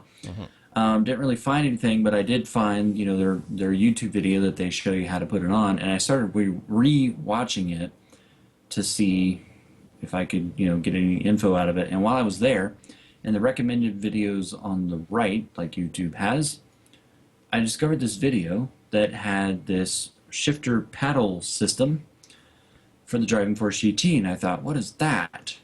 So I clicked on it and started watching the video, and the guy that made the video, I don't know how to pronounce his last name, but it was like Todd Bettenhausen or something like that, which I've known that name for a while because he is somebody that uses the same seat that I use, the G-Force seat, and has been extremely helpful to several people about answering questions with the G-Force seat. So I've kind of, I know he knows what he's talking about, kind of thing. And he was the one that had made the video, and it was a tutorial about this gadget and how you put it on and how it works. So I watched it. And then I immediately started looking for where you find one of these, because it is the perfect, hopefully, anyways, solution to my problem. And basically what it does is it's almost like two different plate things, and they fit perfectly around the design of the GFGT. They don't even cover up any buttons. All the buttons are still there and easily accessible. And it screws into itself around the steering wheel. So it's on there good and snug. It literally took a minute to put it on. And it's got two metal, and it's very high quality everywhere, paddle shifters. And they're on there very snug and work very well. And I found the cheapest one that I could find, because these things apparently are rare and are expensive. And I found one for under $100, which I know may sound like a lot, and it is, but I also found one for $200. So the one I got was definitely a good deal, and it was free shipping, and it was supposed to come next week, but it came in 2 days. So you can't beat that. Nope. So anyways, I tried it out actually for the first time today.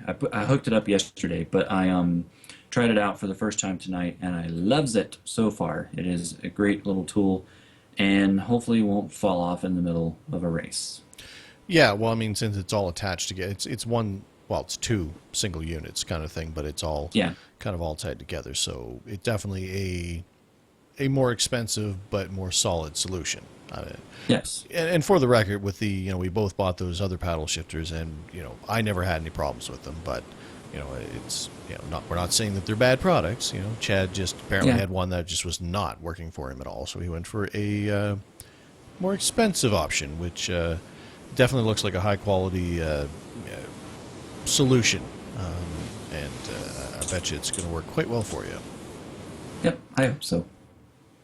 The first thing that caught my eye when when Chad shared this with me is I looked at it, it's like, okay, that looks pretty cool. That looks pretty awesome. But the best part is the Amazon description, actually, of these guys, because it mentions, and I quote, that you can minimize the mistakes of the gear shift. You can time up significantly. Support the ability of up battle mode.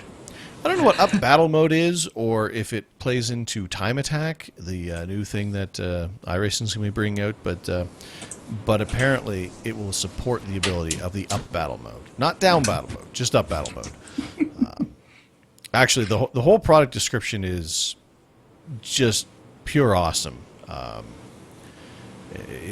If I may, Go for it. the product description.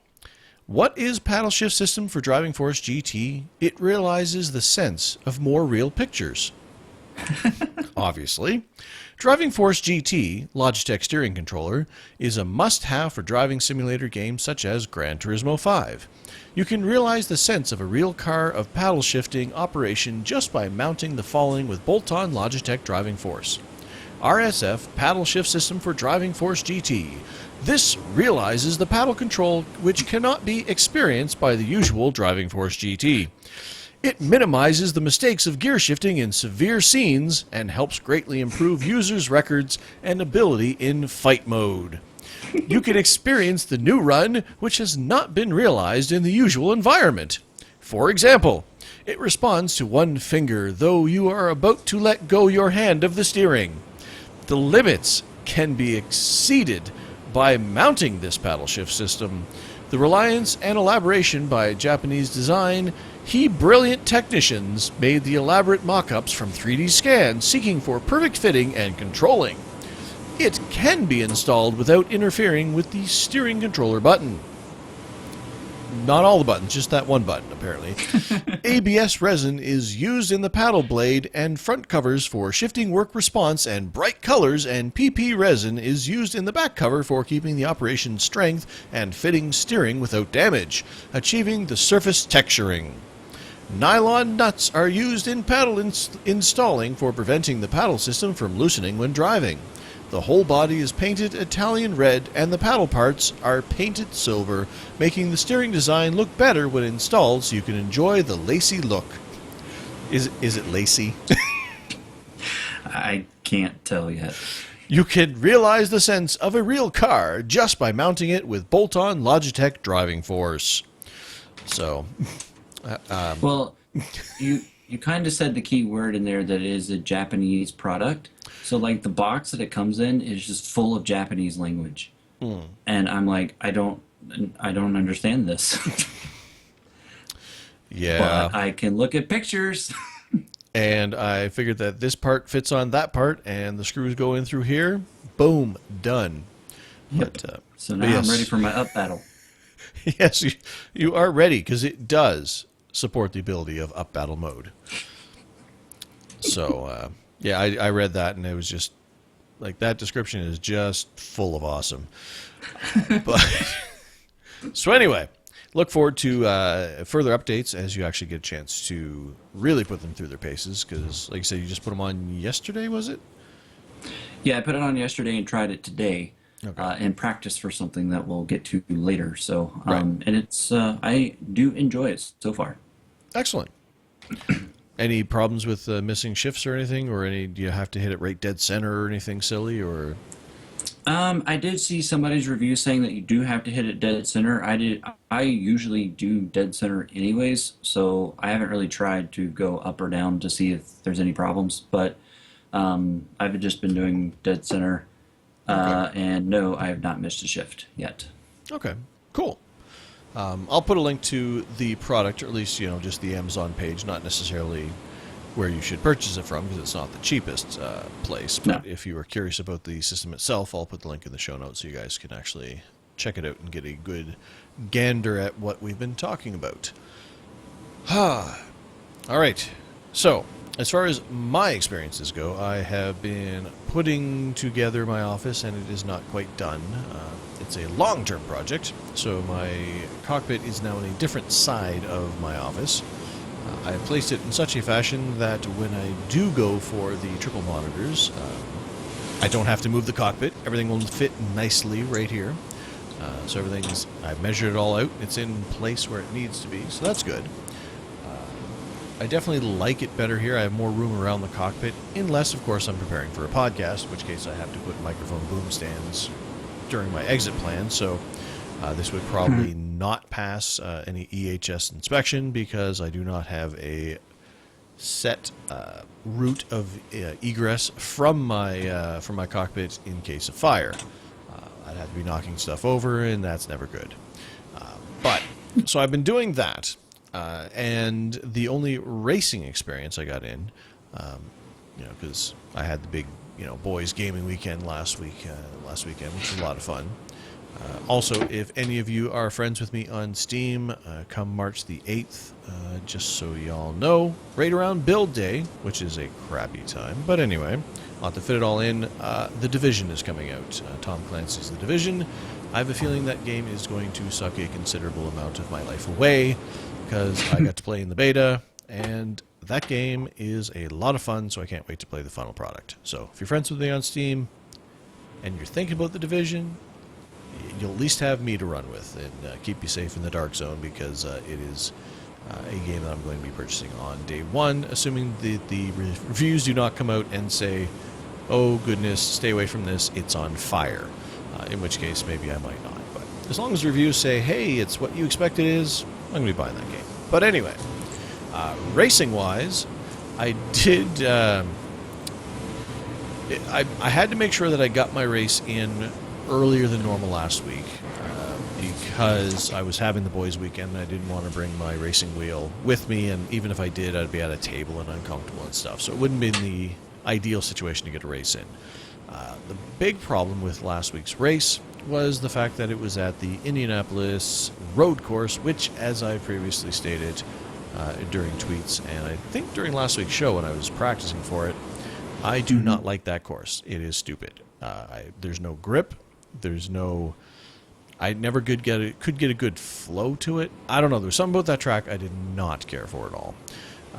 But I practiced and I practiced, and I got to a point where, okay, I'm not fast, but I'm not running off the track every corner, so I guess it's okay. So I got out onto the track, got into the race, did not qualify.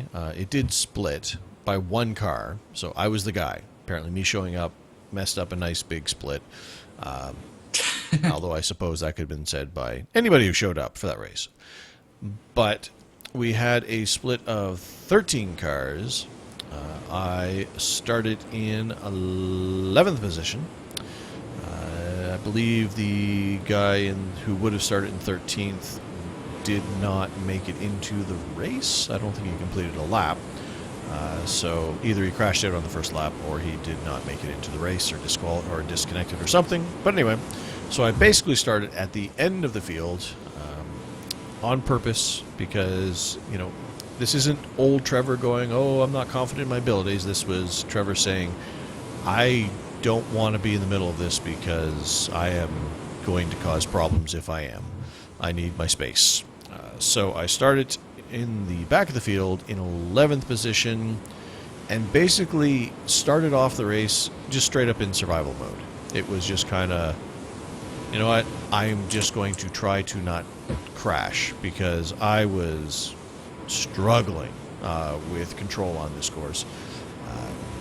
And there was just every corner that car wanted to spin out on me bad.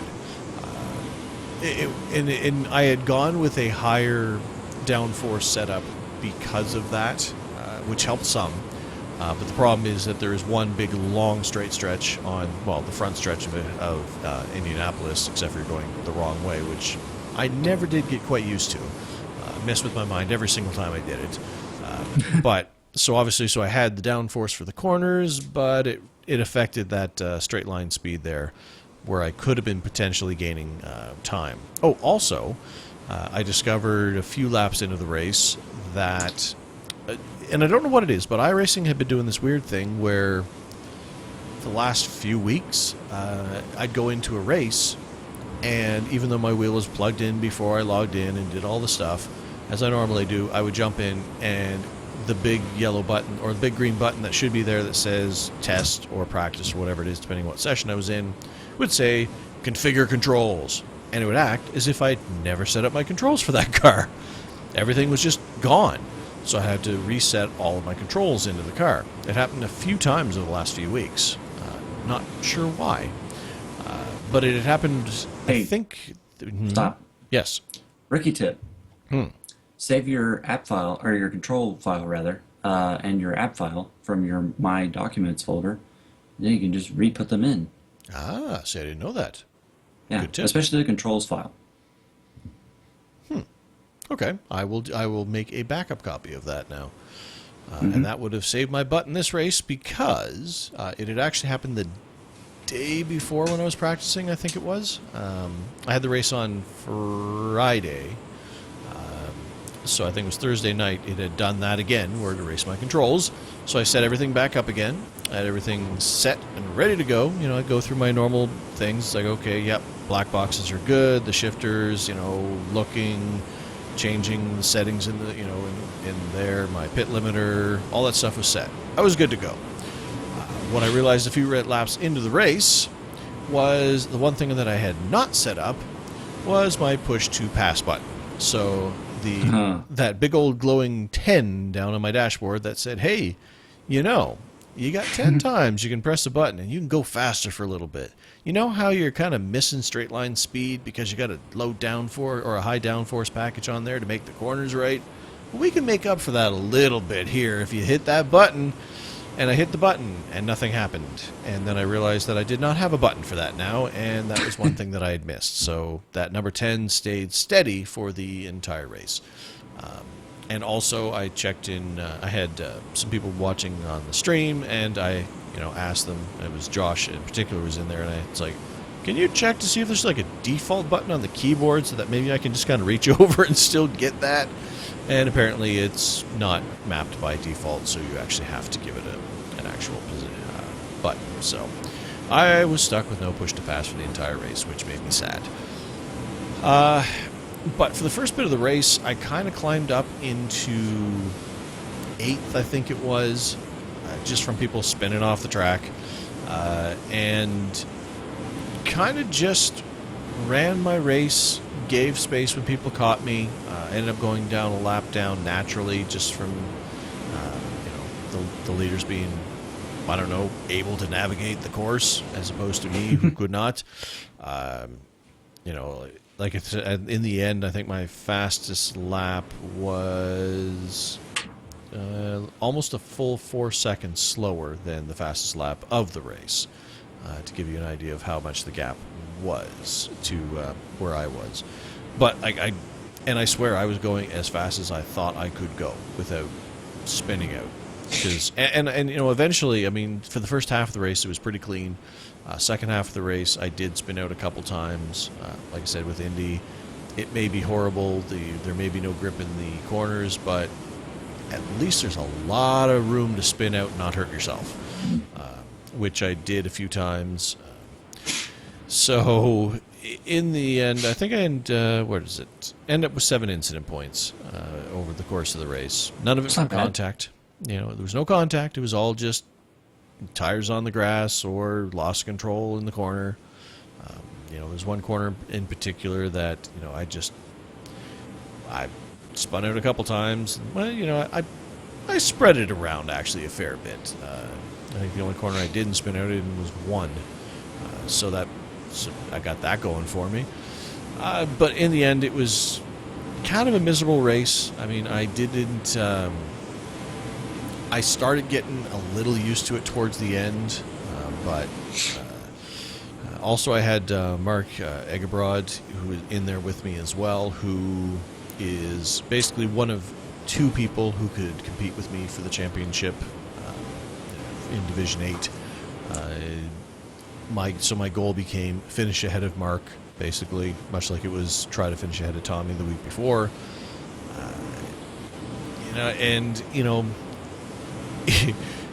It became a little silly towards the end of it because I'm racing. I'm just being nice and calm. I had a guy who was a lap ahead of me. I was a lap down. He was on the lead lap at the time. Or I was 2 laps down. He was 1 lap down. I don't remember which. But he came up on me. So I went into one corner. I wasn't giving him the corner, but there's a short, I can't remember which corner it was, but there was a short straight between the corners. So I pulled way off to the side, during that short bit to give him the corner. He came in, and then and then just didn't brake, and then just went vroom off the track. It's like, well, okay then. and then, and it's funny. It was a guy, another guy in the race there, Patrick. He was, kind of talking because I had just passed him because he had given me room. It's like, okay, I'm going to move over to this side because he was lapped down to me. So I'm going to move off this side. Okay, thanks. So I passed him, thanked him, and then he lets that guy by him, and then this guy just sails off the track, like nothing to do with what I was doing. Like, I was so out of the way, it was ridiculous, and just sails off the track. And then Patrick comes on. It's like, well, that was pretty close, wasn't it? It's like, yeah, I don't, I says, yeah, I don't feel really safe out here right now. And then, I didn't feel very safe right then. And then, meanwhile, this guy got back on the track. We get to the next corner, and he zooms off again. And I just pipe up. It's like, I still don't. And then he ended up going in the pits. So I'm guessing during one of his excursions, he managed to nail the wall. But and then yet it's like, okay, well, here he is. And then he was in there for an entire lap. So I came around. It's like, okay, he's still in the pits, and he was for position now. It's like, okay, well, at that time I was in 8th. It's like, well, I'm going to get 7th, so that's not so bad, I guess. So just as I was passing by the exit of pit road, he all of a sudden went from, I'm in the pits to I've just come out of the pits. So he ended up coming out just behind me. It's like, oh man. It's like, couldn't you stay in there like another lap, because I've seen what happens when you try to pass me. So he ended up did get by me and did stay ahead of me this time and didn't sail off into the wild blue yonder. But he was definitely fast, and there was no way I was going to catch him. So in the end, ended up in 8th position out of 13 cars. Considering how bad practice went, I'm okay with that. It wasn't a great points day night. It was only 32 points, but it did replace a previous drop week of 28, so gained 4 points. So not bad. Could have been a lot worse, all things considered. I still got California to do this weekend here, so hopefully I'll get a good oval finish out of that. But by the end of the week, I was 876 points to Tommy's 802 points, and Mark is back at 736. But the reason why he's a threat is because he does the next 2 weeks go straight on his point total, because he's only had 17 weeks counted. So it's not drop weeks being replaced; it's just straight up he gets the points. So he still has to get 2 really, really great races in order to make that happen. And I did end up beating Mark by a position in this past race. So I think we're fairly safe from him, but a 74-point lead on Tommy. As long as I have decent finishes at California and Barber, I should be okay. But yeah, I'm not a fan of that course at all. I did not have a good time with the IndyCar at Indy on the roadside, as much as I love the oval track. The road course, not so much. But so that was the that actual experience, and of course, like I said, I'll get my Fontana race going this weekend here. It's Friday, but that's going to be actually tough to get in, because I've only got tomorrow and Sunday, and I can't. Ooh, boy, right. I'm going to have to get that race on Sunday. That just occurred to me. And the reason why, I guess we'll move on to that, is the fact that, as I mentioned, I have been doing some racing or some broadcasting with the Global Sim Racing channel. I am co-commentating on one of their series that I've done one race in so far, and they unfortunately missed last week, but I'll be in for their next one. That is the Pacific Majors. But apparently, they like what I'm doing, because they came to me and said, well, you know what? You seem to have your feet underneath you. You seem to be comfortable in front of a microphone. No kidding. They obviously knew they knew about the podcast. They knew the experience and stuff. It was just getting my broadcast chops back on. So they said, well, there's another series starting up again that they broadcast previously, and they said we're putting together a team. They said, do you want to be the lead commentator on this series? And obviously that's a bigger responsibility than the co-commentator. It's like, all right, let's try it. So I am going to be racing for, or not racing for. No. You really want to race? I do, because I read the rule book today, because I was getting, I have to write up a script and get ready for it and everything. And it's like, Yeah, I was actually going to ask you. I noticed that a lot of the announcers start off, saying something about the track and the new season, and like it's you can tell it's scripted, but it's really good. So I was wondering if you're going to have to do that. Yes, I have to build my own script. I wrote it today. Cool. So I have got that all ready, and like I said, as part of it, I have to come up with stuff that talking points that are important. So I was reading through the rule book to see if there's anything unique about the way that they do their races, so I could understand them. And reading through it, it's like, you know what, man, this looks like it's be a fun a fun group to actually race with. But I will be in the broadcast booth, and it is for the Continental Endurance Sports Car Series. It's a multi-class season with two classes. One running the Ford Mustang FR500S, I think is the car. Yep. And the other running the MX-5. Excuse me. Obviously, they're running the MX-5 old version in this week's race, and then the next time they race will be after the build, so they'll be racing the new 2016 version. It is for the Meals on Wheels Daytona 2.5 tomorrow, and the race will start, or the broadcast at least, will start at 2:05 p.m. Pacific, which is 5:05 p.m. Eastern Time, or for those who are on GMT, it is it is 22:05 GMT is the broadcast time, start time. But anyway, I will be up in the broadcast booth as the lead announcer for that team, so hopefully I do not fall flat on my face. I've got a good couple of co-commentators with me that I've worked with these guys before, so I've got good backup. In case I flounder, I know I've got people to pick me up. So, but it's cool because it's a different experience than being the co-commentator, because the lead guy obviously leads the conversation and make sure everything is flowing and whatnot, where the co-commentators will chime in on things they see on track, or stuff, observations and whatnot, which is what I've done before, which is a lot easier because you're not the guy responsible to make sure everything's moving forward properly. But we do have two commentators up there. Sean and Bill are going to be up there with me, and they're each covering a class of cars, so should be a lot of fun.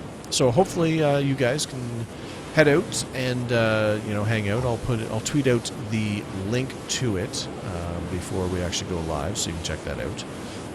It'll be on the Global Sim Racing Channel's YouTube channel when they go live, so you can just find it that way, or just wait for my tweet tomorrow, and it should be a lot of fun. I'm actually very excited about it, looking forward to leading a commentary team and seeing if I can pull that off. Should be a lot of fun. And obviously it's a 2.5 hour race, so if you don't get enough of me on this show and you want to hear me talking just about racing and stuff, and probably rambling and going down some rabbit holes telling stories, well, this is going to be your place to watch, because 2.5 hours of endurance racing, there's a lot of time to fill, so I ain't going to feel guilty about rambling and telling my stories at all. Now, a story that you could tell is how there is a driver in the field that won the 24 Hours of Daytona this year. That is true, and perhaps that experience might play forward into this particular race, even though it is a different car, they are obviously very familiar with the track itself. And maybe I might get to interview that driver because we do driver interviews after the race is over for, the the podium guys and stuff. So, if to be not long-winded about it, but being long-winded about it because that's what I do, and it's late. In case you do not get enough of Chad and I as a team on the iRacing Today radio show, you will now get Chad and I as a team during this particular racing series, with the difference being we're each actually playing to our strengths when it comes to iRacing. My strength is talking to a microphone. Chad's strength is racing a race car behind the wheel, and that's what Chad's going to be doing. Yeah, so funny story. As I mentioned over several weeks ago, that I dropped that one series I was doing on Wednesday nights that was broadcasted because they refunded my money and I took it and ran. And I was then looking for a road course that, or not a road course, but a road course league that was being broadcasted, particularly by the GSRC guys, because they do some great production over there. And I had stumbled on a couple, asked some questions, wanted to see if I could get in. One guy never responded. The other guy talked to me a couple messages, and then he stopped responding. So apparently I have bad influence on them, but I don't know why they stopped talking. But anyways, so my search wasn't going very well. So Trevor tweets out on Tuesday evening, I think it was, that he was going to be doing this new series. And I literally read the tweet and said, well, that's cool. I'm glad for Trevor because obviously Trevor does a good job at being behind the mic and doing the broadcasting. So I was like, that's really cool. End of story. The next day, I was looking at our website, and I had actually, on our Twitter feed that's on our website that some of you probably have seen, I wasn't looking at that, but I happened to glance at it and saw that tweet from Trevor because I'd favored it because even though it didn't really have anything to do with our show, it does in a way. Yeah. So I reread it, and then I thought, wait a minute, that's a road course league. And so I immediately Google searched it, eventually found their website. It took me like forever to find the site because they've changed their website address URL like 4 times recently. But the website address is qrscentral.com is where the league is. So I eventually found it and got there and checked it all out, read the rulebook like Trevor did, and checked out what classes and the schedule and everything. And they basically race once a month, and there's 10 races. So I thought, well, that's cool. It was a cheaper entry fee than the other entry fee that I had done. And so I thought, well, what the heck? This is kind of the perfect situation. And at least I know the announcers won't talk bad about me, right? Well, like I said, I mean, you've plastered our show logo on your car, so I'm going to make sure I talk about you as much as I can because now it's shameless self-promotion. Exactly.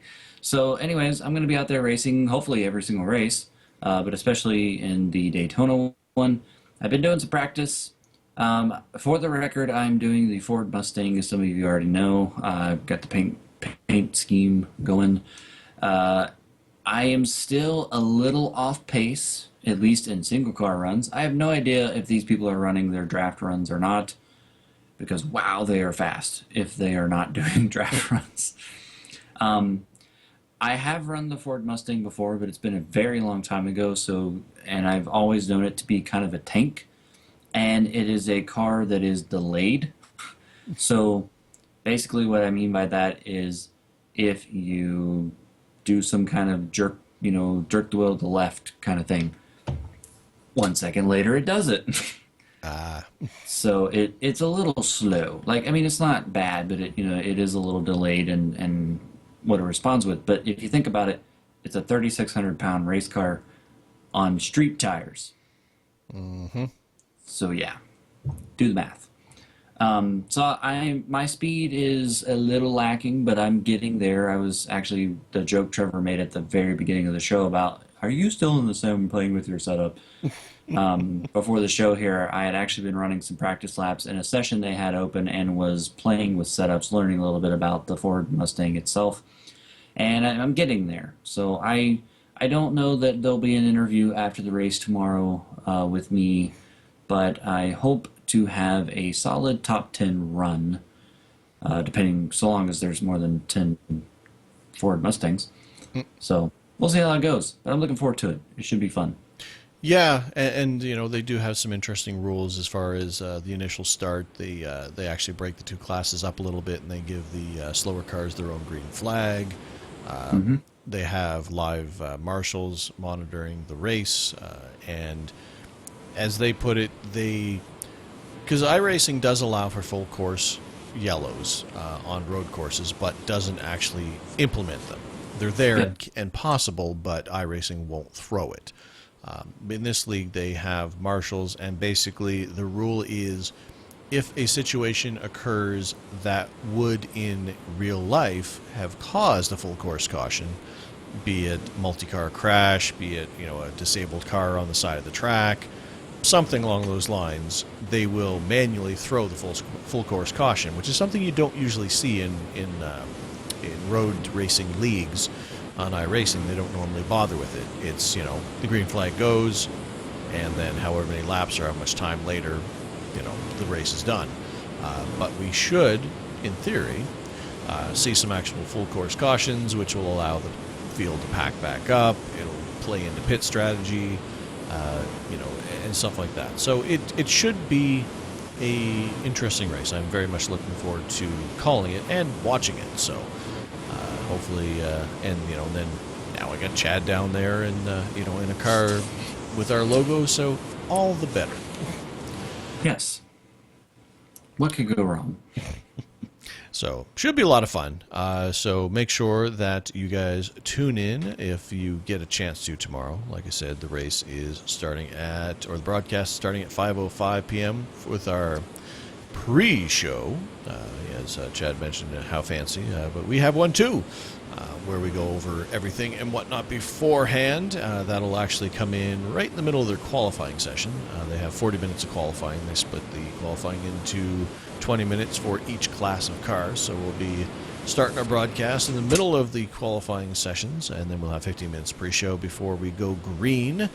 So come and join us. Like I said, the link will be in the show notes, or head over to the website that Chad mentioned there, because they have a live page as well, and that is QRSCentral.com. QRS standing for Quality Racing Syndicate, as in syndicate, but with sim in the title, which handles these two series, the CESCS series, which is what I'll be doing, and the MWT series, which I wish I could tell you what it stood for, but I don't remember. I don't know what it stands for, but I think that's an all MX5 series. Yes, actually that's right. It's the MX5 World Tour is what MWT stands for. I believe I actually did pit reporter, I think, for one of those races as well beforehand. But anyway, so should be a lot of fun. Hopefully you guys can check it out, because it'd be nice to know that I have some friendly ears out there listening to my debut as a lead broadcaster with these fine gentlemen over at Global Sim Racing Channel. Yeah, I look forward to going back and listening to you. No pressure. Yeah, no kidding. I'd feel a lot better about it if I knew my studio was set up properly, which now it's not, and it already has me kind of all twitchy, because it's like, I got to get this stuff set up, and I only have till 3 o'clock tomorrow my time to get ready, and anyway, but should be a lot of fun. Looking forward to it. Hopefully you guys can join us. So one last thing we want to talk about before we end the show this week, and that is going back to Daytona. Well, we were just at Daytona. We never left Daytona. But going out to the oval side of the track and the Daytona 500 that happened in this past week. It seems that apparently, while we have talked about some issues with, in the past of over-aggressive drivers, or We've talked about safety rating in the past, and talked about all of the aspects that pull together the iRacing community. It turns out that one thing that perhaps we may, or we should have talked about more, or approached at least in the past, is the subject of ethics, I guess, when it comes to iRacing. Stuff that may not seem at first glance to be considered cheating or playing outside the rules, but might be, and it's something if you kind of think on your sense of right and wrong, is wrong, kind of thing. Yeah. There were a couple of specific incidents that came up over the Daytona 500 week.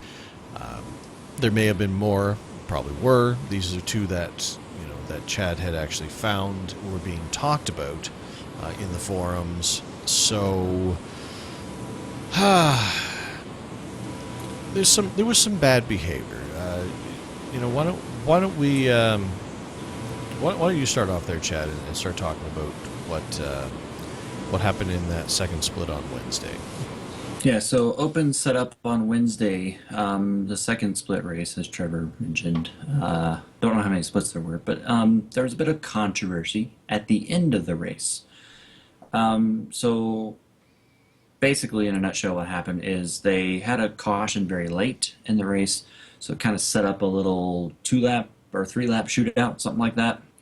And one of the guys in the race, who I think had been a little bit damaged, from a previous wreck. Again, I wasn't in this race, just reading stuff on the forums.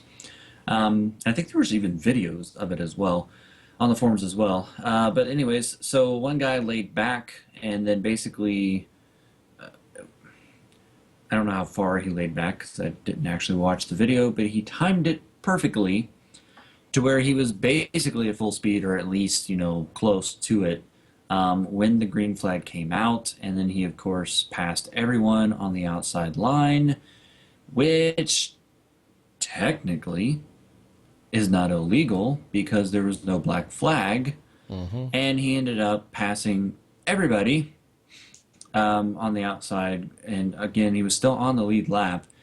And apparently about the time he got to where the actual leaders were entering turn one, the leaders then wrecked and apparently the actual leader of the race admitted that he saw the guy coming at a really high pace, rate of speed, kind of threw him off, I guess. He kind of made a mistake, like bobbled on the apron maybe, or kind of hit the, where it goes from racetrack to apron, and that kind of caused a big checkup and a wreck. And as a result, the guy who had protested, why did I say that? The guy that had passed everyone ended up winning the race. And as I said, he didn't get black flagged because I think the rule is that as long as you don't do it before the start-finish line, and you're not really passing anybody, I don't think you get black flagged for it. No, I think as long as you are on the outside. If you did that on the inside, then you would have been black flagged. Yes. So, and obviously once you cross the line, it is free game, essentially. So basically, there ended up being a big forum discussion, as we kind of mentioned. I believe that he was protested by 2 or 3 people. And iRacing actually came back, which we all know is Nim Cross, came back and found him guilty of doing something that he should not have done by kind of laying back and setting it up. So this guy then, I think he actually posted videos on his own, and then I think some other people did. This guy then went in and did the appeal process, the 2 or 3 levels, whatever it is, and lost every single one of them. I think he even posted what all of his, some of the emails that he got, saying what his punishment was and stuff. I don't know that. And I wouldn't even say it out loud anyways on the show. But anyways, it kind of turned into kind of a big deal. And the reason why I kind of used the word technically earlier, that he didn't do anything illegal, is because he did pass everybody on the outside. but the way he did it made it illegal by kind of laying back, and he purposely did it. It wasn't like, he was trying to catch up from the pits because he was fixing damage and just was like, oh, well, I'm already at full speed, might as well just keep on going. He kind of purposely did it, and then it looks even worse when the people wrecked with two to go and he ends up winning the race, whereas he was at the tail end of the lead lap, whatever that was, like, I don't know, a football field ago. Yeah.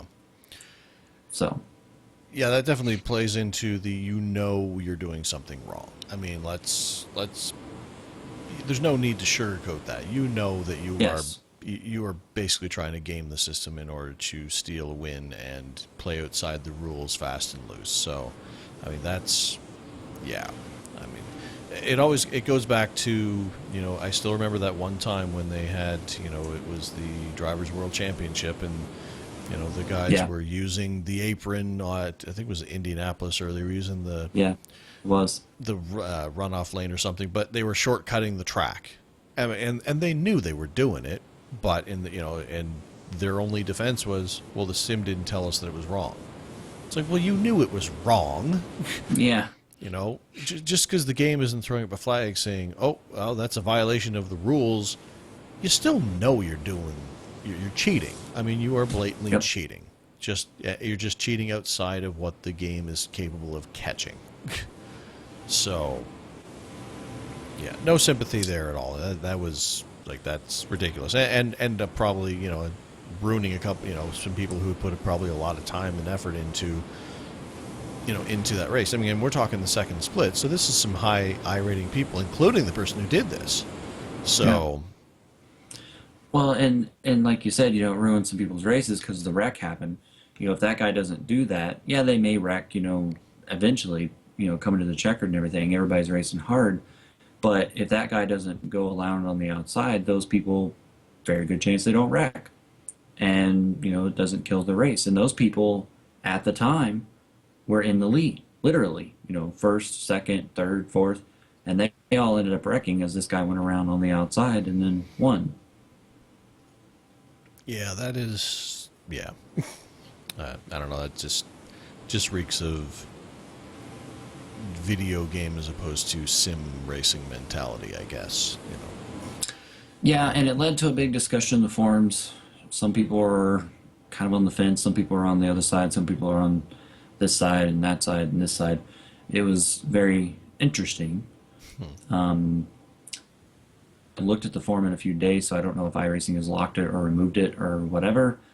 But yeah, it led to a very interesting debate. So I thought we would mention it because it happened, and don't do it. Indeed. Another thing that apparently happened in, I don't know if this was one race or multiple races, but Multiple races, I think. yeah, I think that is the case, where people were again gaming the system, where they would lose the lead draft. They'd fall back, and now they were, once you lose the draft in super speedway racing, you're basically gone. I mean, you are now several miles an hour slower during the race, and you're waiting for a caution to happen, other cars to fall off the pack to, so that you can now draft with them in order to gain back up, or pit stops to happen to break up the field, or something. You end up in a spot where you're kind of screwed in the moment, kind of thing. Apparently, several people during the Daytona 500 races took it upon themselves that, oh, I've lost the lead pack, so I'm just going to stop in the middle of the track in order to cause a yellow, so we'll have to pack back up again. And again, that's not something that iRacing is going to catch and is going to call it as a, direct violation. That's something that is most definitely, pretty much a slam dunk, protestable offense. You're basically purposely causing a yellow for no reason. I mean, it's kind of one of those things. If you think to real racing, so to speak, I hate that term, but to people racing actual race cars with actual sanctioned, you know, events, you know, either of these two things, if you did that, you know that you're going to get called into the hauler and you're going to get penalized for what you've done. You know, you're not going to get to keep your position. You're not going to get to keep the spoils of your actions. You know that's not what's going to happen. You're not going to race around on the outside because you stayed back, you know, a full straightaway before the green flag went. You know that if you just stop in the middle of the track because you kind of really need a yellow, I mean, you can't do that stuff. You know, so if, you know, any of those people who had that happen, you know, if they got protested, I can pretty much guarantee you that that Mr. Cross penalized them in one way or another, depending on, you know, that's up to his purview, that's not us, but you can't purposely cause a yellow, you know, and it's one of those things where, you know, with these, kind of with these special events, you get more of this stuff because a lot more people come out for them, because, you know, that might not normally race that car, that, you know, that series or whatever, because they're special events, it always attracts more people. But, you know, this kind of also speaks to why a lot of people on the sim, you know, you look at their official standings and, you know, stats and stuff, and you'll see that they don't have, oh, well, this guy doesn't barely race at all. Well, most of those people that you see in the sim that have been around for 4 or 5 years that barely race at all, it's because they're racing in leagues, you know, and a lot of people prefer racing in leagues because they have administrators and marshals and stuff that are going to sit down and going to set down the rules. You know, if somebody, you know, they catch somebody doing this, that's going to be immediately dealt with, not a let's protest this person, maybe they'll get coached, maybe they'll get penalized, maybe something. But, you know, in the case of a league where you have somebody sitting there watching it, somebody pulls that sort of stunt there, they're probably going to park that guy, like, immediately. Yep. Like, you know, it's immediate repercussions for what you've done. So, but I mean, and that's, see, that one ticks me off, you know, that sort of thing, because that's just part of super speedway racing. Like, it sucks big time, it does, but it's also part of that style of racing where, you know, you try to hang back and you lose the draft. Oh, you messed up, let's see what fate hands me. Let's see if some guys come out of the pits, catch me up, and now we can catch up to the pack, or, you know, there's a caution, or, you know, what have you. You know, that's just part of that style of racing. Not, oh, well, this all screwed up, well, I guess I'll just, you know, do something else now, and, you know, so I can start over again. And my phone goes off in the background, so, you know, that's exciting too. My phone's all like, hey, are you done yet? Yeah. So, but anyway, it is 1:30 in the morning. Yeah, well, it's 11:30 here, so, but, you know, that's, anyway, just wanted to call up those two events, and just, you know, we know you guys aren't the guys doing this sort of stuff, but, you know, to get the bigger message out of, it's not just about the rules, it's also about the ethics and the way that you carry yourself when you're out there racing on the track, you know? Yep. I would almost say that that's just as big, if not bigger, than some of the rules, because rules are going to be there all the time, but, you know, ethics, I think, are very important. Yeah, you know, and it's kind of, it goes along the lines of, when you think about it, it's, you know, sure, it's important that you follow the rules and you do what you're supposed to do when people are watching, but more of your character when it comes to what you're doing is what you're doing when people aren't watching, or in this case, you know, when you're, you know, if, in order to not break the rules, sure, that speaks to how how you handle yourself as a sim racer, and how you handle yourself as, you know, trying to be part of the anonymous internet, but what you're doing when you know the game isn't going to catch you. You know, what do you do then? You know, that speaks more to, I don't know, your character. I mean, that's a bit deep, but I mean, it's true. I think it's dead on. You know? So, anyway, don't be that guy. Don't do that. Don't ruin other people's races because, oh, I don't know, I really want to win, or, Uh-oh, I'm going to have to spend the next 20 laps outside the draft until something, circumstances change. Don't. It's really not all that bad to be outside of the draft because when I was outside of the draft in my race, I told John Hensley he was going to have to start singing songs, keep me entertained. So, I mean, there is that. I was falling asleep. Entertain me, John. Yes. But, anyway, I believe that is the end of what we told you and warned you was going to be a bit of an extra long show because, well, there was a lot to go over this week. There was, but I think we did well. Indeed. So, next week we will have. Oh, and as a side note, I have not, because of setting up the cockpit and stuff, I have not had a chance to try the button box yet. But I do have the platform set up and attached to the cockpit, which I will be using for it. So I'm hoping to use that when I do my race at California here this weekend. So hopefully I'll have some information to pass on next week with that. And of course, Chad will have a chance to have played with his new paddle shifter mod a little bit between now and then. And hopefully we'll have a further report on how that's working out for him. So, anyway, with all that being said, join us tomorrow afternoon if you have time for that broadcast, because that'll be a lot of fun with Chad Racing and me talking. But until next week, thank everybody out there for listening. I really do appreciate it. And on a personal note, I appreciate all the messages of well wishes for my recovery from my surgery. I really appreciate that, guys. Things are obviously a lot better. Things are still a little bit swollen and puffy and stuff, but most of the bruising's gone, so I don't look ridiculous when I go out in public, which is awesome.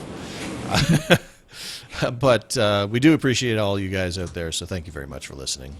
Remember, the show is available for download on iTunes under the podcast section, where we would really appreciate a review to help us get the word out. The show is also archived on YouTube under Ratface Productions and over on its Cadillac. You can check out the website for live shows, archives, information, links, and the polls we mentioned on the show over at iRacingTodayRadio.com. Follow us on Twitter. I'm at iRacingToday, and he is at It's Cadillac. And by the way, that current poll question ends on Monday, and then we'll start up a new one. So don't forget. Get your voting in. But you can also email any questions, comments, and poll suggestions that you may have to feedback@iRacingTodayRadio.com. And also, as Trevor mentioned about getting a lot of comments about his recovery, I didn't recover from anything, but I will say that we got a lot of good feedback and are still doing so on the app.ini file segment that we did a few weeks ago. So you're welcome and thanks. Absolutely. And feel free to add us as friends on iRacing.com if you haven't already. I still have more friends than you. If you aren't yet a member and you decide to join, when you sign up, please refer either Trevor or myself in the referral box by entering Trevor's email, which is ratface@gmail.com, or mine, which is iRacingLegend@gmail.com. And either one of us would greatly appreciate that to try out some of the new content coming. But until next week, ladies and gentlemen, where there will be a much shorter show in your future, remember that the race is rarely won in the first turn, but it is often lost there.